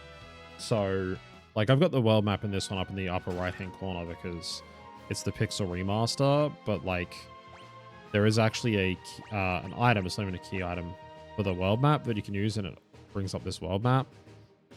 So you can see where everything is. Or if you press triangle after you press square to bring up the map, it just takes you to the world map. You can see this without the world map item in the Pixel Remaster. But in the original version of the game, you had to get the world map from either the ship graveyard, where it's on one of the ships there, or from the fire-powered ship, where there's another section here where there's a world map on the ground that you can pick up as well. And if you didn't get it from either of those locations, then you're shit out of luck. You just don't have a world map anymore. Yeah, you come here to turn off the fire-powered ship, and Queen Karnak is on the ship being like, haha, I'm going to stop you from interfering. And this is where we find out that there's definitely someone behind the scenes pulling the strings, because they were controlling Garula, and they're controlling Queen Karnak, who summons the living liquid flame to fight us, basically. Which is fun, because this is also a boss in Final Fantasy XIV, except it's the living liquid, which is water instead of fire. Damn it.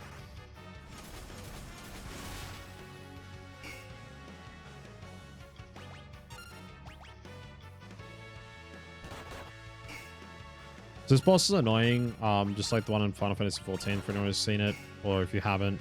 It will change forms. It changes between like a humanoid form, a hand form, and a tornado. Each of them has like different weaknesses and stuff like that. The hand is actually immune to all ice damage, which makes it really annoying.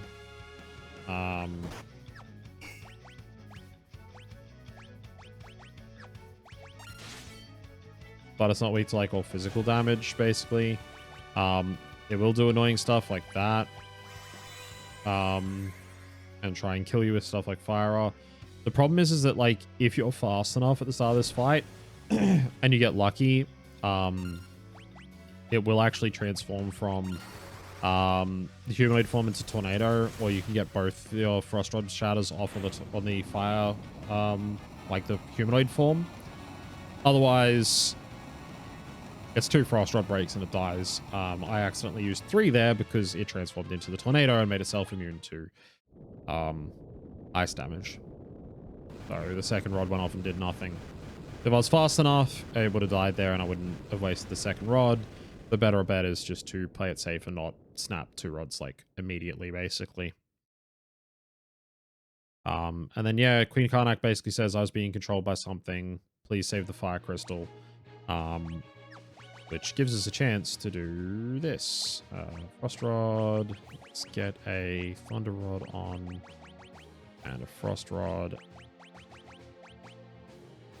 Thunder Rod. Because we are going to basically cheese some of this next section. Because depends on your take on this. But technically we're going to get our fire job here, which means that technically, depending on, again, your take on it, you should change to, well, in my case, I should change to Geomancer on all of my party, unless I get a 3rd job here that I can actually use already from this crystal. But that would prevent me from breaking rods, so I'm going to check real quick and see what my 3rd job is. If it's another caster class, I'll probably just go with three characters on that one on Geomancer, which is fine.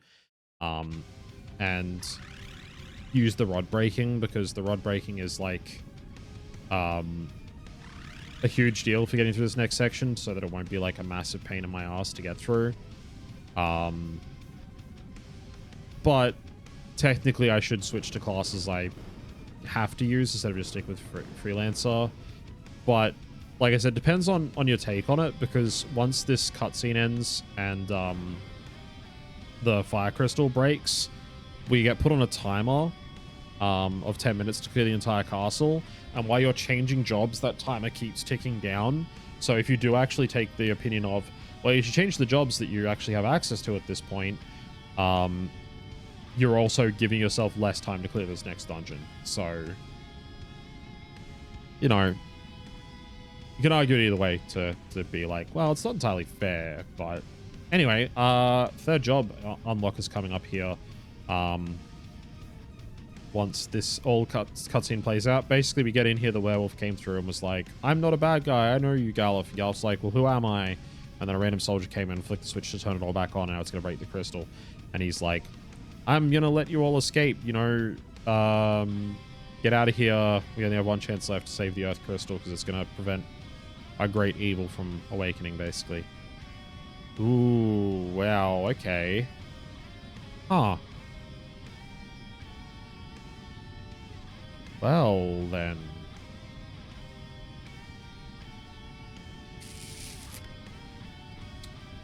I need to double check something real quick.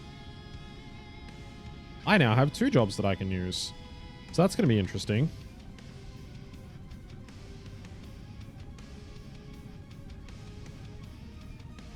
Let me just check this real quick. Turn off. Turn on. Yep, cool. Okay. I will change my jobs, because it's not going to stop me from actually being able to do this properly.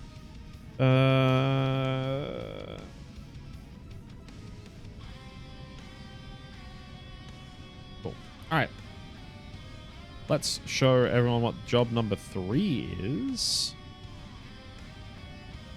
Which is... God, we have such a utility and caster heavy heavy team this year. Job number 3 is Red Mage. So that's going to be fun. Does mean I need to go back and get get some spells. Because I didn't buy any of the black or red magic spells just yet. Although, I'm only going to have access to a certain subset of them. I think it's all red and black, all white and black magic up to level 6? Because there is spell levels. The job sort of stuff does tell you what they are. I didn't do the Geomancer class introduction. I should do that once I'm out of here and do that and Red Mage, now that I think about it. Okay. Now the rumbling's going to stop. All the fires are going to go out because the fire crystal's broken. We get all of our jobs fast here. Are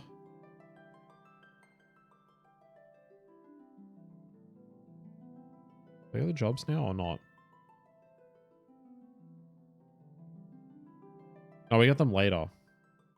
Yeah, that's why I argue I couldn't change. Okay.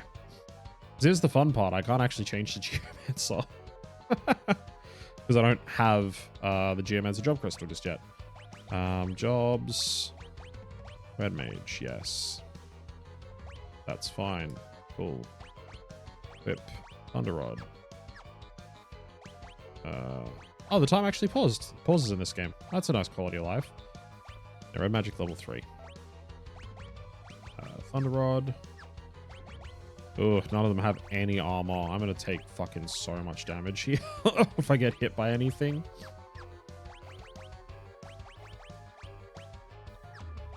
So I don't have Geomancer yet, do I? No, cool. I thought so. No, I don't want Flavorless Thunderlords. Okay. Let's give this a shot. They're on full HP back. Alright. Save the next slot down. Full team of red mages. Alright, let's give this a go. The really interesting part here is that there's a lot of these chests that we can open up now that the fire is gone. And a lot of them have very good loot in them. The problem is, a lot of them are full of monsters. Monsters like this Gygus, who is going to wreck my shit. The fun part is, snapping rods also completely ruins their shit. Goliath tonic and an elixir. So, yeah, I have like no armor right now, but I can, in actual fact, do the majority of these boxes and stuff, as long as I remember to use my rod brakes. Love a good shit wrecking. Gotta love a good shit wrecking. The fun part is that we don't have access to chemist just yet. I didn't need that one. That was the ribbon. But the ribbon was on this side. Bernac, no, run away. Come on, run away. Hopefully, let on its own. Yeah, the majority of these chests in here are also elixirs, which is super handy. Not just because elixirs are good, because they are, right? But also the fact that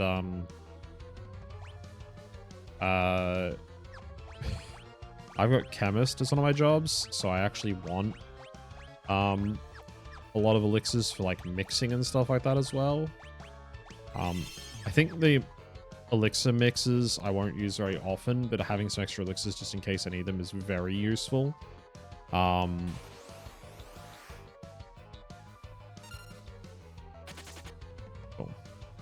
A single connect should run. I get 2 ABP. Right. This fight, on the other hand, I need to run away from, because he commands all of his dogs to attack. They will attack me and be a massive pain in my ass.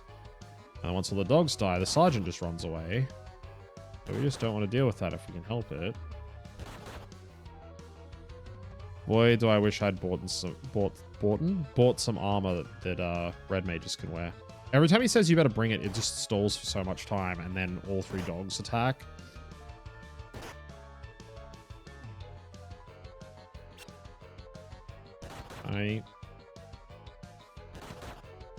The dogs also have their own ATB gauges, so they can attack as well.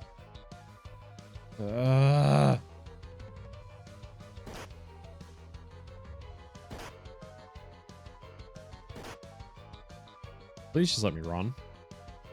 Game, please. Please.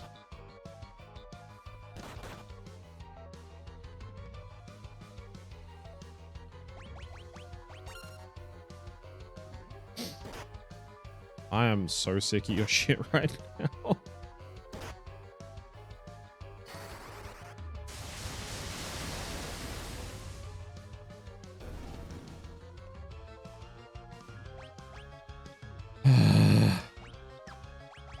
I didn't want to have to do that, but fucking well made me. That is going to be the biggest annoyance trying to get through this section and get any of these extra items, is just dealing with that encounter. God.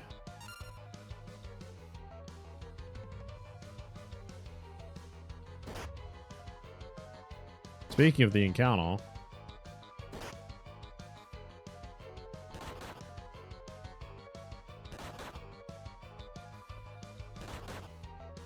please just let me run.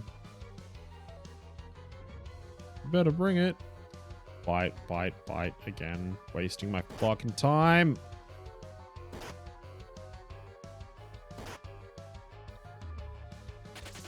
There we go. Fucking hell.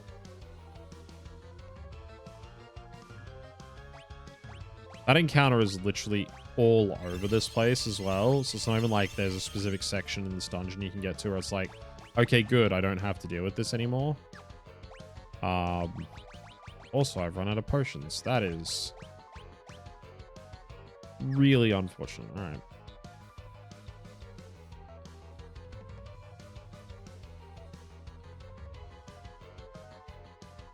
This is one of the big ones. So there's 2 chests in this area that have very good items in them. So they're like basically mandatory to come in and do. This one, which should be another Elven Mantle, I think. Yep. Hard sometimes to keep track of which one's which, but another Elven Mantle. You've got the other one. I'm gonna go ahead and remove that. Put on Lena, because she's got way more health. Basically did optimal on all of them when they changed job. And it was like, oh yeah, put the leather shoes on the red mage instead of the freaking elven mantle. It's like, what the hell are you thinking, game? Anyway.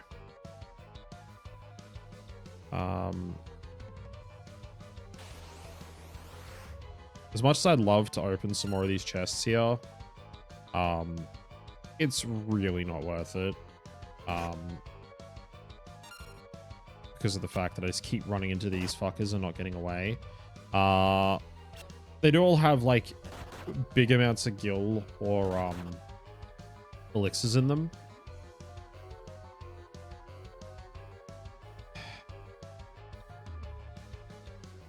Worst part is I need a certain number of rods just to get through this last little section here. And running into these guys and not being able to run away and having to break another rod is really, really slowing me down.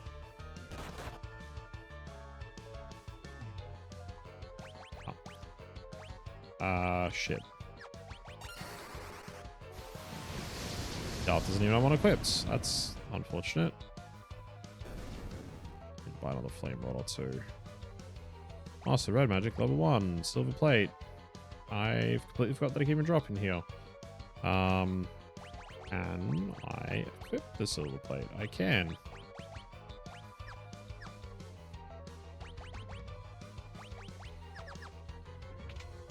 Alright.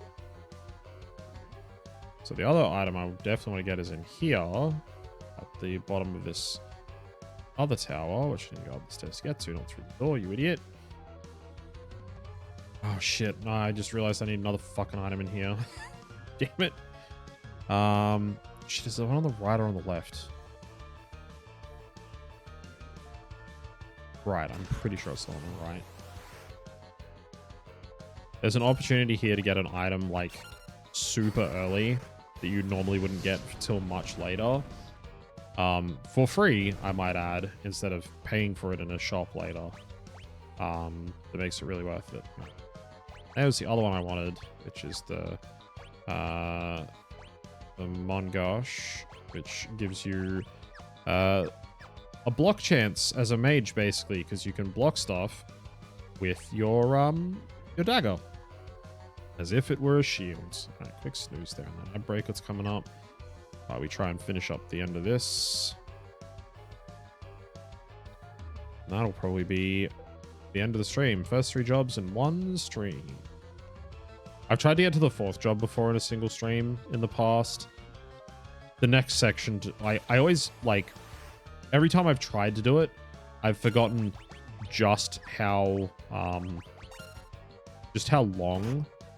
the section from here to the Earth Crystal actually is, because it is very long. A lot longer than you would think. Because the first 3 are, like, pretty close together, and then the 4th one is, like, go and do this, and then go and do that, and then do this, and then play hide and seek with Lena's dad, and that sounds weird, it's because it is, but it's also not inaccurate. I'm gonna have to buy some rewards. Is this the right chest, or did I get it wrong? Damn it, I got it fucking wrong. God damn it.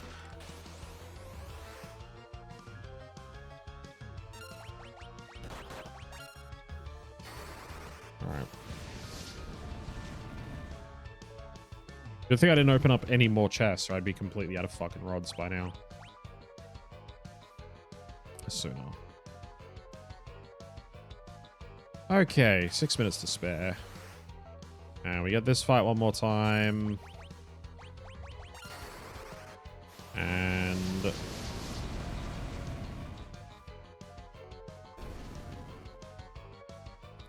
skip the boss fight, Lamau. There's actually supposed to be a boss fight there, but if you kill all 4 enemies at the same time, or kill 2 of the Kernaks and then kill the Sergeant without killing the last Kernak, you completely skip the actual boss fight there. And the only reason why you'd actually want to fight the boss that's there, because it goes back to full health. It's got 900 HP and incredibly high physical defenses, which is the really annoying part. But yeah, the only reason why you'd actually want to do the boss fight there is because you have Blue Mage, because it's one of the earliest places you can learn the blue magic spell Death Claw. because the boss is literally called Deathclaw. And Deathclaw is incredibly useful because it doesn't instant kill enemies. It just sets them to critical HP and paralyzes them. So it works on a bunch of enemies that have the heavy flag set by just dropping the health down really low. There's some heavy enemies it doesn't work on, but yeah, it just basically gives you an early game. Oh, this boss is not affected by the heavy flag, so you can just Deathclaw it. Have I ever done an FF5 speedrun? No. I probably could give it an attempt, Tech. The biggest problem I've got with the FF5 like speedrun, if you're actually trying to go for the 80% world record category, is that it does actually do RNG manipulation. So it's not just how well do you know FF5 and how much can you abuse the systems in it and stuff like that, which is the stuff that I know from doing the 4-job Fiesta. It's what are the actual routes you have to take so that you walk like in specific patterns to get specific encounters at the right time and stuff like that. And I think it's almost completely RNG manipulated as well. So I think it's like actually set up where it's like, oh yeah, this entire thing up to, or it's up to like some pretty long distance into the game that it's actually RNG manipulated. So you'd actually have to like memorize the route, and it's like, yeah, that ain't really my jam, to be honest. All right, cool. 1 Geomancer, 3 red mages, because Geomancer is so bad. That's our jobs so far. All right, welcome back everybody from the ad break there. Let's do some job breakdowns, shall we? So let's start with our second job we got here, the Geomancer. So honestly, Geomancer, I was pretty disappointed about getting. It has some useful things that are going to be helpful for us. So, yeah, they're a very strong magic-based class, which is going to be useful just for cross-classing it with Red Mage. Like, getting Red Mage is actually really great. Cross-classing with Chemist also works out fine. Cross-classing the Red Mage as a Chemist and Chemist with Red Mage also are going to work out great. But they basically get, you know, some strength, some agility, some vitality, lots of magic power, because their major thing they do is magic. Their job level 1 ability is Gaia, which is an action ability, exclamation mark Gaia. Attacks the enemies by channeling the power of the surrounding area, attacks different base of the background and character level. So higher level your character is, the actual level, not job level, will give them access to higher level spells, and the background will give them different effects. So depending on where you are on the overworld, like if you're underwater, you'd get specific spells. If you're in a cave, you get specific spells, so on and so forth, etc., etc. Some areas give you some really great abilities, some give you just absolute shit. I remember the Geomancer last year really being useful in a few specific spots as on the way through, because my classes just didn't quite carry their weight at that point. So having Geomancer early here with Red Mage is going to be useful, because there's a few spots we can do some AVP XP grinding, which is going to be useful, because Red Mage has dual cast as an ability. We'll get to that in a second, but it's 999 AVP to learn.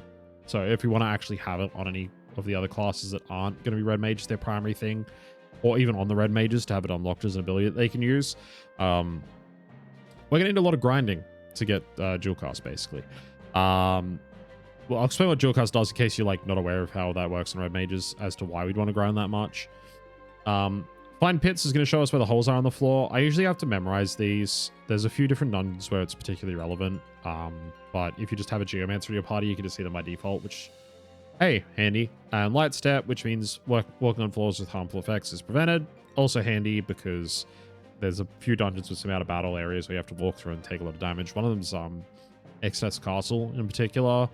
So that'll be fun, just to avoid those. But yeah, Geomancer doesn't really do much. So I was a bit disappointed to see it for the second year in a row, but we'll work around it. The other classes we've gotten so far are both legitimately kind of just broken jobs to get. So let's move on to the Red Mage. Excuse me 1 second. Had to clear my nose there. So Red Mage doesn't get remotely as much additional magic power as the Geomancer does, but they're supposed to be more Jack of all trades, master of none. You know, they can do some physical damage, that's why they get 8 strength. They can do some magic, that's why they get 8 magic power. A bit of vitality to make them less squishy, but they're still a mage, so, you know, bit of trade-off there. They kind of do a little bit of everything. They can attack with swords, they can attack with magic.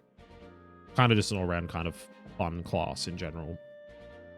All right, so level 1, they get access to exclamation mark red, level 1. This will go up to all the way up to level 3, as you can see there. I misremembered. It does only give them casting up to level 3 of black and white magic, so no ultimate spells, no like Ultima or Holy and stuff like that. But they get access to the majority of like your, you know, raise, not revive, because revive's one that brings back with full health and mana. But, you know, access to the fun stuff, you know, all 3 levels of your basic casting abilities, so fire, lightning, and ice. All 3 levels of your basic curing abilities, etc., etc. So, you know, they get access to the best of the basic black and white magic. None of the, like, really fun high-end stuff, but, you know, access to enough of it that it's actually worth doing. You can see there, like, the first level is just 20 AVP to get level 1, another 40, so 60 total to get to 2, 100, which is 160 total to get all 3 levels, and it also gives the freelancer plus 8 magic power. That works just by default. Sort of thing. It's just like a passive thing, I think, if you don't have those abilities equipped. I can never remember how that works because I don't use freelancer often enough. But I think if you like just get the classes leveled up, it just gives those base stats to freelancer, even if they don't have that ability on. And then dual cast, like I said, 999 ABP to learn. So a total of nearly 1200 to learn everything on the red mage.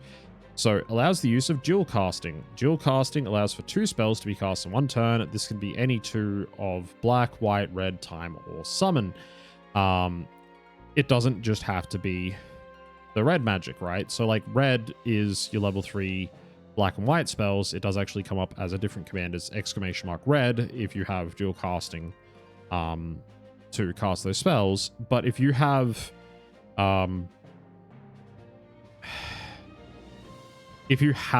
that ability on the class because they've mastered it, they can cast 2 spells from that spell list.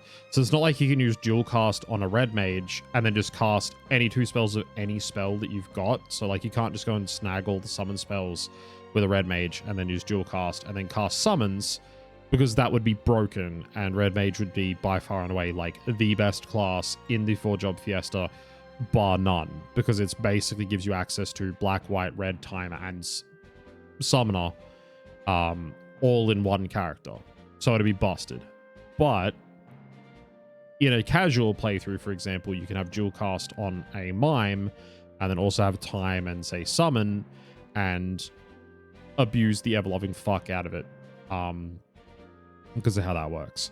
One of the things that dual cast does let you do is there is a time spell called Quick that gives you an immediate 2 turns. So not 2 spell casts like what dual cast does.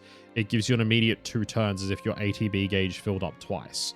So what you can do with that is you can actually use Quick from your time magic, and then for each of those quick turns that you just got from casting Quick, you can use dual cast. So basically you can cast 4 spells back to back if you get time and red mage in the same like job pool, basically in the 4-job Fiesta. Or if you're playing casually, you can just do that, right? Because you're just going to make busted classes if you're playing casually. But because it does allow you to cast 2 spells in a single turn, even in the 4-job Fiesta, it's very good because it gives you the ability to cast like protect and it's not reflect, shell, protect and shell in the same turn basically on somebody, so you can give them both physical and magical defense just in one single turn, which is very useful. Or you can use it to like cast Curaga on the whole party and then cast reflect on the red mage themselves. So if the boss is throwing like a ridiculous spell that you can reflect, you can just reflect it straight away. Or you can use it if you're like in a fight where you're like, oh, this fight has a lot of stuff, you can just cast reflect twice. Done. You know, 2 dual casts, everyone's got reflect, and now you don't have to worry about like farming reflect rings or anything like that, because now you can do conditional reflect instead of permanent reflect. I will still farm reflect rings depending on what my 4th job I unlock is when I get up to the reflect tower, because reflect does wear off after reflecting a single spell, so having permanent reflect for some stuff is infinitely more useful than casting reflect.